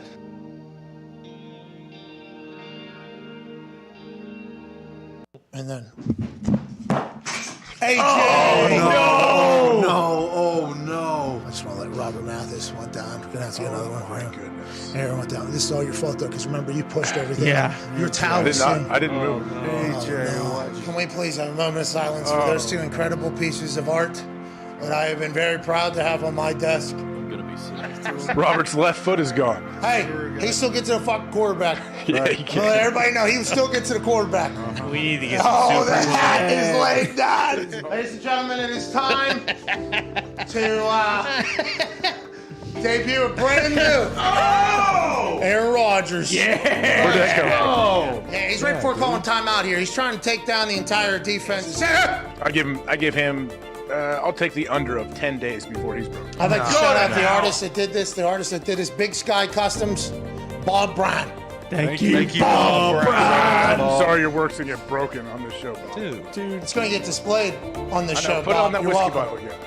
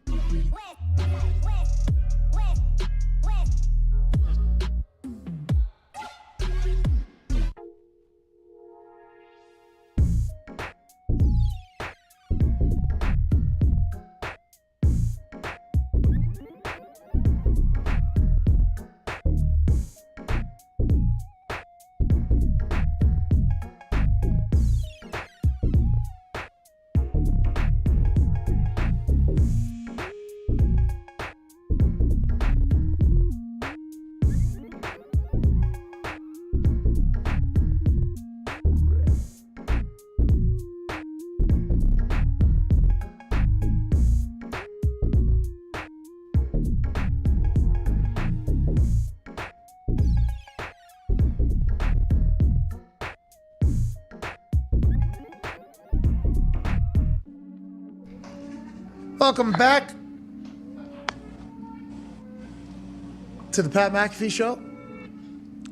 So are you in a sailing town right now, AJ Hawk? I don't know. There's a lot of you talking about like the knots over my shoulder and Yeah. stuff on the wall. Well, you went sailing this morning, but now I am noticing those. Yeah, what? recently I watched a. Those are sailing knots? Mm-hmm. I don't know. Oh, they are. Well, they better. I mean, you need to get the fuck out of there. Those are top tier. Recently I watched a Charleston. Oh yeah, because you grew up in a home building. sailing community. So what is it? It is around the dock, or what is that tie? What would that knot be used for? Because I'll tell you what that knot looks like. Yeah. To an untrained eye, that's a sailing knot. You're saying? To the untrained eye, especially in Charleston, there might be other connotations, but those are sailing knots, and those are used to tie up boats on the dock. Okay, and you grew up in a sailing community. Yeah, or a sailing club, if you will. Are you a good sailor? I'm not too bad. I did stop by the boat club actually while I was home in Mass. Just take a little peek around. Give a little, grab the rudder on a couple boats, see how everybody's feeling about it. I did not even notice that over your head right there. But yeah, are you in a? I mean, oh yeah. I'm happy. I don't know how I didn't notice that earlier, to be honest. But Jesus, here's some. Zito said there is a sailing knot. Yeah, there's a figure 8 one. Yes, it's your basic bow Those are line. tough to do, man. I'm not a talented. I got the loop, swoop, and pull figured out pretty good. I feel good about that particular knot. I can double knot pretty solidly. I can accidentally do that one a lot. I can just fuck I can up. tie it up to the cleat on a dock. I can do that. Wrap it up so it doesn't float away. But That's the up and over, like that whole And a thing. baboon can do The that. bottom right scaffold is the one behind AJ. All right, AJ, are you sailing tomorrow, pal, or what? Do you just take a little that was sailing? a one-day thing, one-day deal. Probably tomorrow morning, we'll be swimming. Oh, okay. Well, I guess a couple of the boys here have traveled to that city. They say it storms every day. Yeah, I mean, it looks to be that way, doesn't it? Let's go to the phones. There's so much goddamn humidity in the air, it has to. Yeah, because that's going to move on. If it wasn't there, old Vetter's poop would just be kind of oozing together with all of his sweat everywhere. It's just sticking to the so surfaces. thick down there. Give him a diaper. Let's go to the phones. Let's go to Austin in Arkansas. Austin, what's going on, pal? 120. Oh, I did hear about that, right? Yeah, when it, This is a real roll of the dice. I'm just listening to these guys' when conversations. you're in Arkansas. gobbling I mean, yeah. It's just, Woo pig. all right, let's get out of here. Yeah. Let's go to Chicago. Chaitan, if you're going to be a bear, don't be Chicago bear. Be Grizzly bear. Go to Alejandro in Chicago. What's going on, Alejandro? Hey, Pat McAfee, how are you? Alejandro, I'm great now that you're on the phone, pal. The 5 Energy phone line. Go to 5energy.com. Use promo code McAfee. Receive 10% off your order of 5 Energy to deliver at your house and taste delicious and get you from A to B. A being tired. To B, which is woo, I'm ready to go. That's what 5 Energy does. It tastes delicious. What's going on, Alejandro, in Chicago? Well, Pat McAfee, I got an interesting question for you. Okay.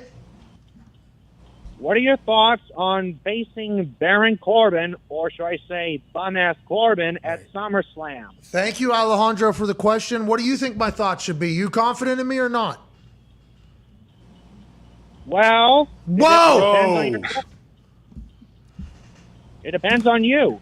I mean, I was hoping you have an answer, Pat McAfee, because you're facing him at SummerSlam, and you're going to kick his ass into the next Saturday or something. There you go. Alejandro knows. I feel good. I feel good, AJ. I feel good. What are we, 11 days?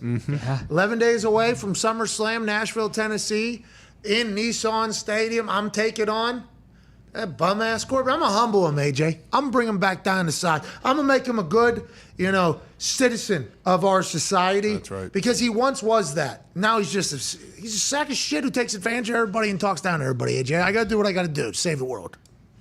Do you have a plan? Do you want this to be super quick and painful, or do you want to drag it out? You've gotten a chance to chat with me now before every single match I've ever had.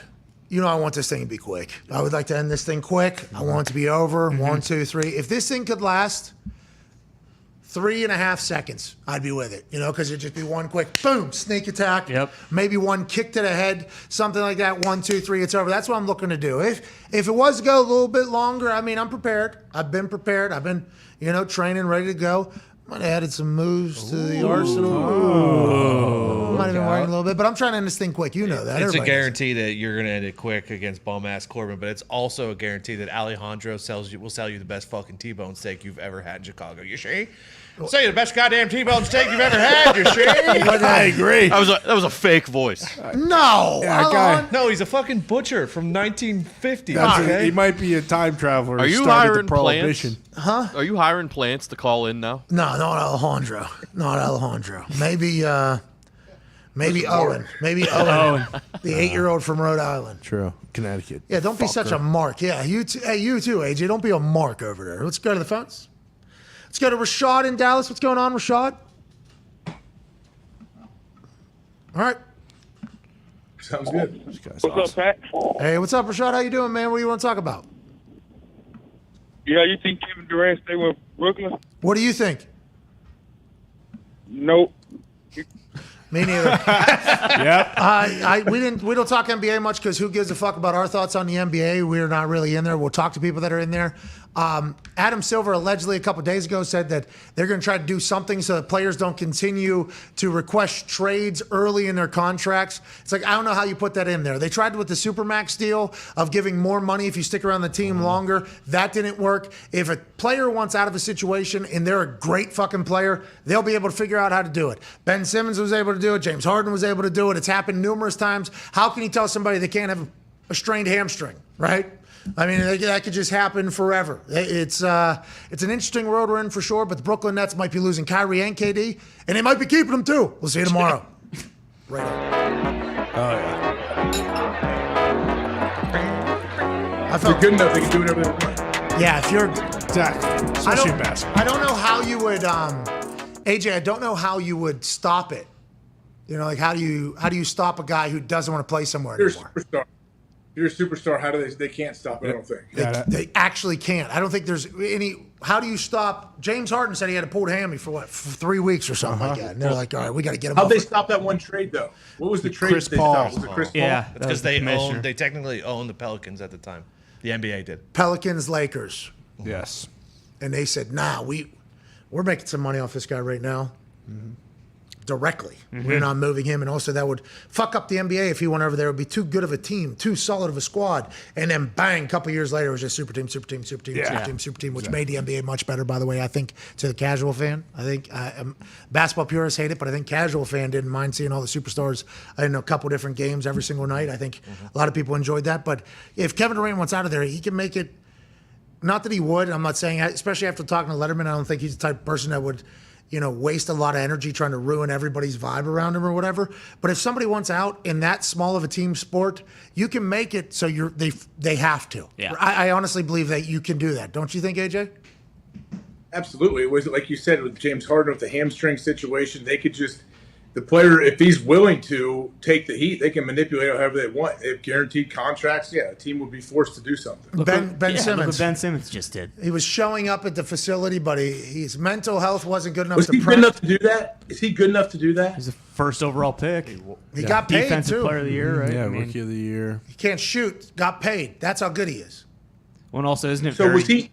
isn't it very widely I didn't known watch it enough. in the Really bad year? in the Yes, NBA? he didn't play. The NBA Players Association has so much more power than any other league. Like, all their superstars are like the president, vice president. Like, they've set it up so like guys like Durant, he's in his own stratosphere, obviously, but like a lot of these guys can make these kind of moves because the players have so much more power. I think it's called the NBPA. Yeah. That's what National Basketball Players Association. Chris Paul. When did it go bad for Ben Simmons? Playoffs the year before he sat out when he passed up layups. He was shooting like He didn't want to get fouled. he was shooting like 22% from free throws. It was bad. He wasn't even scoring 10 points a game. Which was kind of sad. It was kind of sad to watch somebody go through that, actually. But then it felt like he didn't care enough to get out of it. So then he turned heel. Like, he was babyface. Everybody felt bad. And then it just never. No.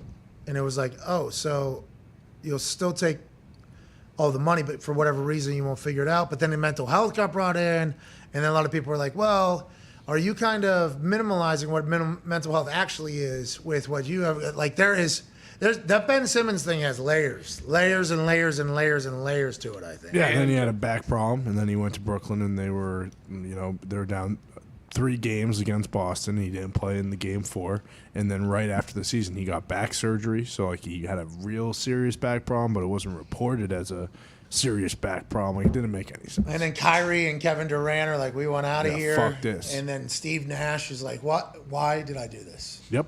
Why did I try? I was making social media videos wearing a suit, crossing people up, getting paid a shit ton of money, assistant coach in place, just winning, having a good time. Now I gotta battle, but maybe that's what Steve Nash was built for. Steve Nash was built for this, AJ. And Wendy said that the Nets have not been very aggressive in trying to trade KD or Kyrie. The Kyrie to the Nets thing, remember Shams told us not that there's no substance to that, it feels like, for Russell Westbrook. But it feels like KD is playing for the Nets unless KD does some drastic thing where he makes it impossible for them to have to keep him. Feels like it. And Braun, AD, and Westbrook just had a phone call where they huddled up. They pledged their allegiance to each other. Got to make it work. I pledge allegiance to AD. No, you say it. I pledge allegiance to Brody. I pledge allegiance to Braun. LBJ. One team under crypto.com. Hopefully into the playoffs. Indivisible. Unlike last year. To the finals. Yes. Jerry West. And beyond. Liberty and buckets for all. Lakers. Amen. That's what they did? Yeah. On a Zoom call? Phone call. Phone call? It's Maybe a FaceTime? 3-way FaceTime, yeah. No, but Braun's pushing that. Didn't he push the Google phone or something? Maybe. Oh, yeah. Didn't he? Can't remember. Do they have FaceTime on it? No. Yes, you can actually. We know about this phone call. You can send them. Hangout. You can send them a link. What'd you from say? your iPhone. How do we know about this call? It was a meme, dude. Come on. It was reported. It's on Twitter. It was a meme. It was a meme. There was a photo. I know which player put it out. Which player told him? See. Well, it might have been somebody in the background of the FaceTime because I think Russell was in like France or something. Yeah. Yep. Braun was on a boat maybe. Wendy could have been the 4th man on there. True. Wendy could have hacked into the mainframe and been a part of the FaceTime. Yeah. Will you look up if it was a Zoom or a FaceTime or a Google? That was a call. They huddled up on a phone call. There it is. Their commitment to another and vowing to make it work. What if it was just speakerphone, a little bit more intimate, have to listen to the words? Ooh, I like that. Somebody got a transcript? Did somebody Wendy. transcribe it? It was Windhurst? Mm-hmm. The Nets also told Kyrie What if it was that's for a trade. What's that, AJ? What if it was a text and they said, "Hey, what's up, man? How you feeling?" "I'm good." "Okay, there it is." That was their phone. That was the phone call people said. I want to let you know, I listened to an interview from Yannick Ngakoue when he came to the Indianapolis Colts. He did an interview with the Indianapolis Colts radio host, Matt Taylor. Good dude. And Matt Taylor said, the Colts have seen you play. How would you describe your playing style? And it made me think of when I asked you, how would you describe your style? And you said, are you fucking serious right now? I feel like I'm in a pre-production meeting for a show and a conversation I don't want to talk about or something like that. He said, nasty, vicious. That's what you said. Do you remember doing this? Oh, yeah, I remember. So he gave an actual answer, right? And I was like, that's the difference between like Yannick Ngakoue and AJ Hawk. Sure. So whenever we just asked this question to you right there and you just said what you just said, like, yeah, I love the fact that you are a part of a sports talk show on a daily basis. And you're like, why are we talking? This is not something to even talk about. Yeah. I fucking love it. That's the gem and the beauty of AJ Hawk. You know what I mean? What a guy. What a guy. The guys. What a guy. We need everybody's perspective, right? Everybody's point of view. Absolutely. What was your style, you think? All right, let's get it. All right, that's the show. We thank you all so much for watching. The ESPYs are this evening. Yep. Hopefully there'll be some more poop on sailboats. Definitely. That's a sailing knot. Man, it's hard not to see now that I've seen it. Yeah, could have fooled me. Well, you're the one that told us it was a... So goodness. I hope it didn't fool you. Yeah, still could have. Well, that's not good. You were our authority there. And then Zito looked it up because of you. Yeah, no, and they had the name of all those knots actually on that little spreadsheet there. They did. Okay, so you were right. So you can't be the one that says, could have fooled me then, because you were literally the authority for us. But it's easy to get Every fooled. knot is a sailing knot. Huh? Every knot is pretty much a sailing knot. mean, Like, AJ. they're used- That's not true. All right, AJ. Yeah. Come on, buddy. Name another name. I'm talking. It all can be used in the sailing world because that's where you have all the ropes. I was just on the sailboat. There were 17,000 ropes on it. So do you have to be an Eagle Scout to be a sailor, you think? Yes. Probably, yeah. You're actually going to be a captain of a sailboat. We Absolutely. have to grow up at a sailing yacht club. I seen a sailboat go by the house the other day. That son of a bitch was sideways. I'm like, there's no way you're doing it right. Is that how it's supposed If to be? it's a windy Working day. the jig boom, yeah. That thing was up like this. Yeah, if it's a windy day, you That's gotta get on sailing, the straps, fucking hang out the side. They have a little yuppie sail club that floats by her once in a while. Yeah, I seen it. Looks like, hey, you guys are the Amish of the water. Hope you're happy, bro. Fucking watercraft comes flying by. Sea-Doo. Well, I saw a report that Fucking your Lake Monroe, and Geist were dangerously low because of the fucking heat. drought. Because of the drought. God damn it. It's happening everywhere. Everywhere. I'll put my hose in. Not good. Good move. Save Tahoe's the Lake same. Monroe. Good guy. Yeah. Now somebody needs to go do it over there for the river that flows into the Hoover Dam. That's right. Oh yeah. I guess that's a little low as well. Like Tahoe's very low. It was just Transformer, right? But it was so dry they thought it could have been a thing. Yeah. Oh yeah. I seen it on the internet too. Yeah, I saw the Hoover Dam blow up because I was just flying over there a month ago, and everybody's like, "It is dangerously dry out here. Worried about power. Worried about everything." I'm like, "Really? Is that taking place?" Then I'm like, "Why don't we just put some more water then?" Smart. You know, Pretty simple fix. like, well, it comes from a lake, and then the lake flows down to that, and they don't have. I'm like, well, so just put the fucking water in there then, right? Why can't we just put water into it? And they're like, where are you getting the water from? I'm like, the fucking ocean? Is the ocean still, can we not filter the water? And then I was taught the process of how that could never happen, I guess. I'm like, all right, well, I'll shut the fuck up. Yeah, never mind. But it is a water shortage right now happening, I think, everywhere, right? Oh, yeah. Oh, dry. I think London is experiencing like Yeah. 104 degrees heat or something. Record highs. All of Europe's on fire. Oh, yeah. It's not good. Everyone's yard I've seen around that. here is dead. Yards are dead. Yep. Lake Mead is like the one. 150 That's the one in feet the down, and they're finding bodies in sailboats and stuff. That supplies like Vegas and California and stuff like that. Hey, that's the lake that's up yonder Yeah. that I was thinking, well, just put some water in there. Yeah. Can't just put water in there. Mitt's a lake guy. Mitt is Yeah. good on a lake. Oh, yeah. Mitt, can they not just put water into the lake? I don't. No, you can't do that at all. Oh, okay. That's dumb. All right, just back to the. I'm sorry. I am sorry. Yeah, I was basically told that by somebody that delivered it much differently, but I'm not. I'm a new lake person. I don't know why I can't. Can I not just shoot my hose out there? Yeah. I should don't be able think it to. would work unless your hose water comes from the lake. Doesn't. That lake is disgusting. Yeah, if every house on the that lake filter. puts their hose out on. there, yeah. Just like how you're supposed to fill up a pool. You got a Exactly. pool. Bingo. Hey, put your hose in the pool. How come that's not going on over there? Maybe in fire Mead? hydrants too. If there's 150 houses on Lake Mead, everybody put a foot of water in. There you go. Boom. All right. No, we're talking. Problem fixed. What's that, AJ? Puddle at the middle. What's that? There are signs that say don't water your yard and take quick showers, but please put each of you, all 150 residents, put 1 foot of water in this lake. That's right. It's easy. And 1 foot of water to raise a foot Yeah. on the entirety of Lake Mead. That might be a good 7-8 week pour. Yeah.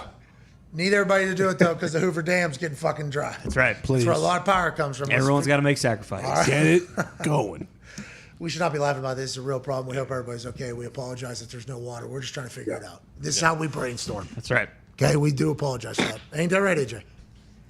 Yeah, come get some of this, this monsoon water down here. Come collect some of this rainwater and ship it over there. So what you need to do is get some tarps, Yes. like plastic tarps, collect it, and then it rolls down into a barrel. bottle. Yeah. Or a barrel. Yeah, bigger bottle, a barrel. And then ship that Lake Mead, and then one barrel at a time. Yes. Why don't they just do it all along Seems efficient. the edge of it, or like out there along the coastline? You just go to the biggest skyscraper, you put a tarp on there, you do that with a couple of them. You just Like set a slide. a general slide right into whatever body of water you So need to fill. it's like blank check where that slide comes Yes, from his exactly, office all the way down the pool. Yeah. We want that on every building in the Pacific Northwest. Make Bingo. it happen.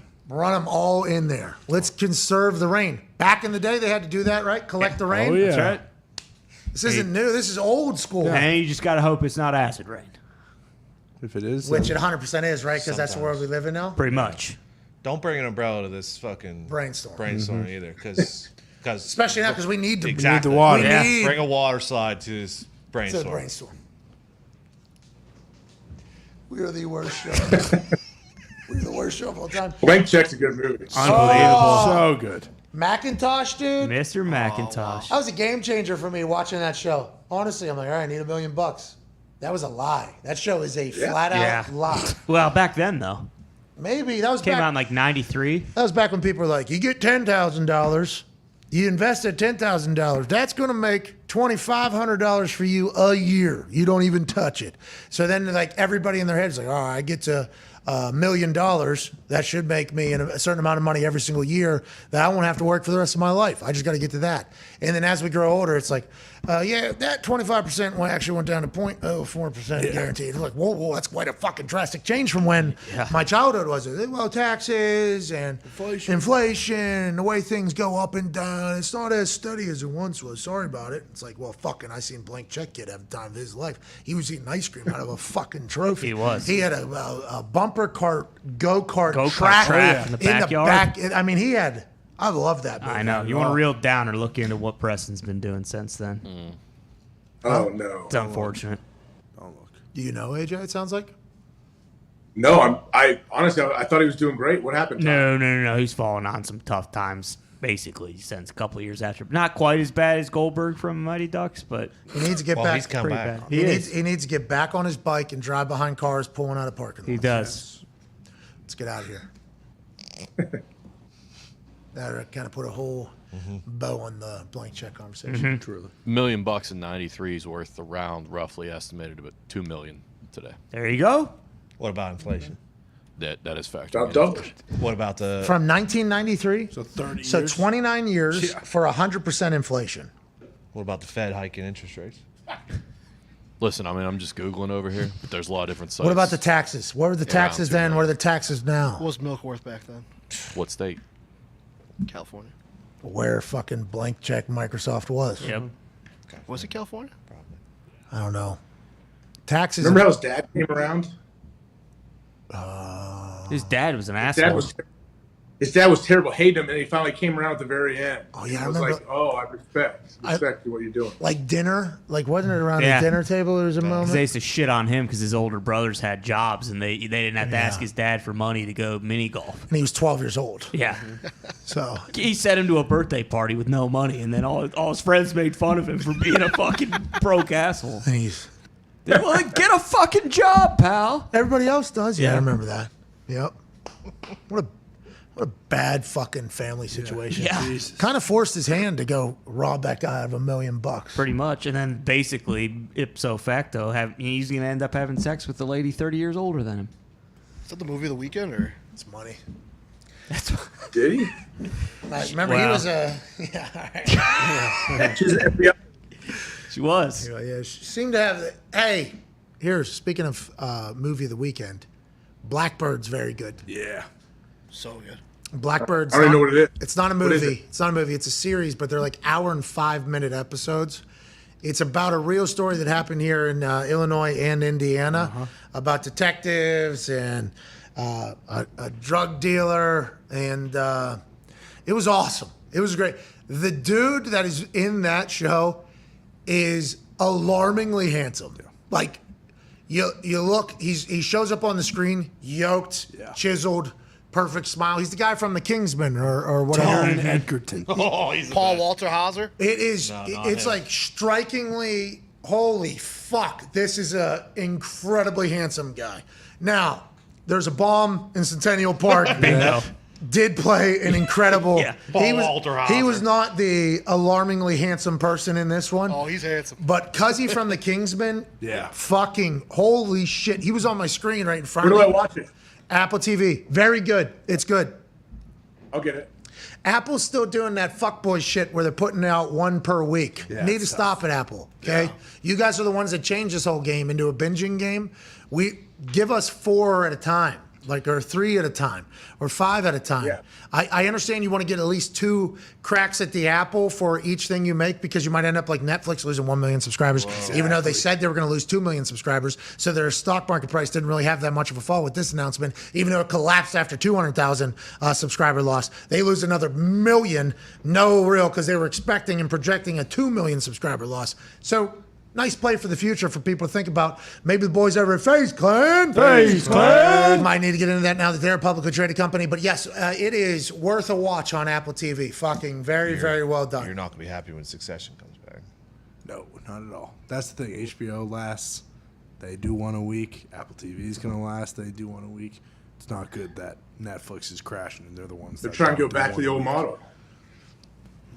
Can't do it. Yeah, Because that's you the can problem. watch it, you You're can right, though. binge it, Put and 2 then or 3 cancel. out. 2 or 3. You don't have to put the whole season, but at least put 2 or 3 out. Can we meet in the middle? Apple always does too for the new shows. Yes. They'll put the first 2 episodes on, and then I think this one's only 6 episodes, so at least you won't have to wait that It's long. going to be wrapped up pretty quickly. Can we meet in the middle? Yeah. Can, Okay. you know? 2 a week. Not even 2 a week. You can do like 3 a month. You know, you can like, because it's going to be a weekend where you watch through, and then sorry, like give us something else, and maybe it's like 2 weeks from Give now. me the option though. Don't you think, Pat, that could be a premium option? Hey, you can Pay more. this series you can buy for $20 and Yes. you get what however many episodes, but pay double and I can get it all at once. That's the final answer. Write that down, AJ. AJ, you write that down. I wrote it down. Yeah. Charge me for fucking more. Yeah, premium subscription. I saw it on the nightly news last night with Lester Holt talking about Netflix losing 1 million subscribers because they had their quarterly whatever thing. If you were to have Netflix, HBO Max, Hulu, and something else, it's like $60-65 or whatever. So they said people are picking and choosing more so than they had in the past. In the past, people get in there and it was just like, hey, we're sticking around. I guess now there is a little bit more picking and choosing for people because there's so many platforms that have so many good shit. And price of it is a lot more than like cable used to be almost if you were to get them all. So they said people are picking and choosing where they're going, how they're going. I'm an auto pay guy, always will be, but I'm also lazy and stupid. So I think not everybody is like that at this point. And I think as far as content, it's fucking HBO and Apple at the top, and then it's like Paramount and Netflix below it. So if they're cutting stuff Hulu's out, been very sneaky, by the way. Hulu's got a Mike Tyson thing coming out. Yeah. Looks awesome. It looks pretty good. On August 16th, I think. The bear on there is very, very good. I just watched all that the other day. The Bear? it's in Chicago. It's pretty good. Oh, that's a show. I thought you were talking about the Mike Tyson show. Oh no, sorry, yeah. But it's on Hulu. Different Yeah. show. Well, if you're going to be a bear, be the bear. Be a grizzly. How about that guy with a motivational speech on his fucking wall right there in his office? Orthopedic. Love that. How about Burt Kreischer selling Liquid Death? Yeah, we all saw him in a Speedo yesterday, moving that body. We were able to learn how he is built the way he is built with the energy. There's another worker. That guy is everywhere. He's hustling. He's like peaking at like almost 50 years old now. Like he is hitting his stride. And he, the Mickey Mantle gene, he will run a triathlon like next week at whatever stage of life he's in somehow. No problem. It is unbelievable. Because watching his body, because I too am somebody that gains weight, loses weight, loses weight. I do that a lot. A little bit of a, trampoline effect there with my body. He's the same, but he still is able to do everything at all stages. I get like too gassed out for stuff, too tired for stuff. Bert just has a never-ending energy, it feels like. And drinks like 15 cocktails a night. That's what I'm saying. Able That's to drink, insane. able to run, able to work out, able to do all his shows, able to do everything at any weight, basically. He is a fucking anomaly, that guy. He is. And I don't need to see him in a Speedo like every single scroll on my Instagram, but he is certainly an inspirational fella, old Bert Kreischer. He's athletic, man. Bert is sneaky athletic and has good feet, too. No matter what your weight is, I think you always keep them good Dancing feet. bear. Yeah, he kicked the ball pretty good here. Yeah, right? yeah. And then Bill Burr and he got into a full 30-yard field goal thing. Mhm. Was it up in a stadium wearing a uniform? Yep. Pads. Oh, yeah. With an actual rush coming at you. Yeah, what was it, 100,000? I forget. Something like It was a that. pretty good amount of money, and I don't think it ever took place. But I won't doubt Bert. You know, you can get lucky. Yeah, exactly. Anybody, you got a puncher's chance. Why not make it happen? I got to kick a ball. Oh, yeah, you do. I got to kick a ball sometime soon. And throw a ball. Yeah. I throw a ball. I throw balls. You should see me and Chuck at the house. I'm throwing. He chews through every ball we have. Oh, yeah. That's a real problem. Hey, pal, I would Immediately. like to be able to, use this ball more than one time. Yeah, With you. Soccer ball, brought it home. I was going to juggle it a little bit, get the feeling back in the feet, kind of get back into it. Kicked it 1 time, 2 times, 3 times. Chuck breaks it. Yep. Bats it around, dribbles it pretty impressively, right back to me. And then he walks away and does a, hey, kick it, bites it again, fucking dribbles it all the way back. It's like, all right, I mean, you've played with the ball more than me, obviously. Then a For the Brand ball we had at the house, and I accidentally left it on the couch. He jumps up on the couch, Baby Duke, bites off the laces immediately. I can't use the ball. All right, now it's a rugby ball. Thanks, Chuck. It's an You gotta spray interesting. some apple cider on the ball. He won't touch it. Chuck won't like apple cider, or they don't like the smell of it, Or or no, not apple cider. Apple cider vinegar. Yes, that's Which, what it because is. it tastes like. apple I cider was going vinegar. to say dog shit, but some dogs will eat dog shit, so. True. Yeah. The dog's noses is a real phenomenon. I watched something else that was on The Unexplained with William Shatner. Okay. They say horses are mind readers. You know that? Mr. Hand? Well, Mr. Hand certainly into some other stuff. There was this General Reckless or Sergeant Reckless, this horse that served in the, I forget which war, maybe World War. No jockey, no nothing, nobody riding it. This horse, she would go to the front of the line to deliver weapons to people, and then she would carry back injured, she would be able to think and find where it needed, drop it off, and then go pick things up. It was fully up. Reckless, yeah, here it is. Staff Sergeant Reckless. Which war? Did they train it this way? Yeah, they trained it, but she had sentient feelings on it. They thought that this horse was they treated Reckless like another soldier. another human. Korean War hero, was over there, but the ability for it to just do things without anybody telling it, and then there was more conversations about horses being able to connect with their riders and the owners, and I guess horses are majestic fucking OG creatures. I had no idea that was the case. Is there a War Horse book or movie? There's a Movie, War yes. Horse movie, yep. Is it about Reckless? I wonder. No, but World War One, same deal. Similar premise. Just smack on the ass. Go figure it out. Yeah. Go figure it out. Need you to lay some Freaks of suppressing nature. fire. Yeah. It's crazy, isn't it? It's crazy they got a statue. That horse has a statue at something, and it's buried with honors and the whole thing. Yeah. Dogs, the way they smell. Oh yeah. Somebody told a story about how her dog came up to her and nudged her in the stomach so hard that it was uncomfortable. She got checked out. Cancer. Jeez. That's crazy. Yeah. I was all right, is that every dog? Is that a happenstance? Is that every horse that has the capability to do that? Or is there some bum-ass horses like me walking out there that would never be able to do that? That Unexplained show, worth a watch, especially with Bill Shatner's fucking acting chops. Yeah. The way you have spoken about it, I have to. There's like 45 episodes too. It's from 2019. Netflix just picked it up. Oh, nice. What were you gonna say, Mitt? Pat, did my dad ever tell you the story of how a horse saved his life when he was like 4? Oh yeah, and that's why he has that metal plate in his fucking head, right? Yeah, he fell off. So they were doing they did camping expeditions and stuff for people. He fell off into a creek. Was he 4, 6, or 8 or something like that?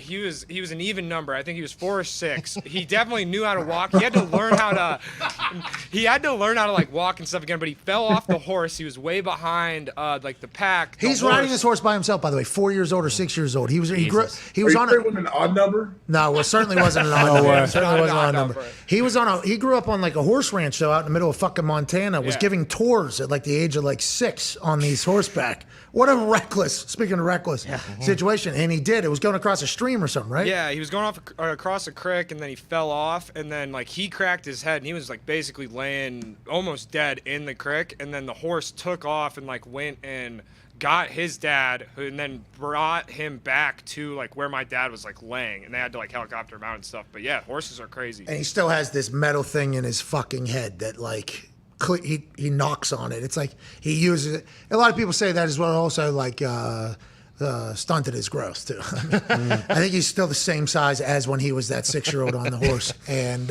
he's still alive though. Still got his life, which is good. And he's still drinking beers while wake surfing. Yeah. He's a fucking legend, that guy. This big, AJ. Hey, no shit. This big. But Mitt's tall. Yeah, well, ask Coach McMahon why that happened. He is. Yeah. Exactly. My mom's dad was like 6'7". That's why. Mailman. There's always some sort of self-deprecating compliment to his wife and Mitt's mom at the same time, and then he just keeps it moving. Like Mitt, real tall, real handsome guy. Boom, boom, boom. 4 lines, killing himself, complimenting his wife, walking on. Let's go talk about ball.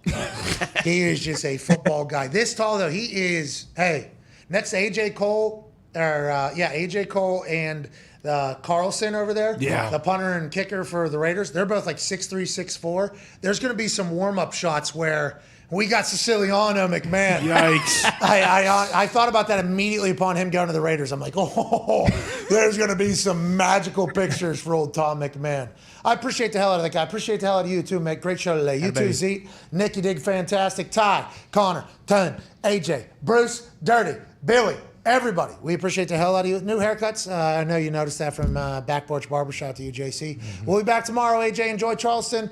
And we cannot wait to talk more shit about sports that aren't happening tomorrow. Let's watch the ESPYs. Let's enjoy it. Let's watch Hammer Dahn in 15 minutes, and we'll see you tomorrow. Goodbye.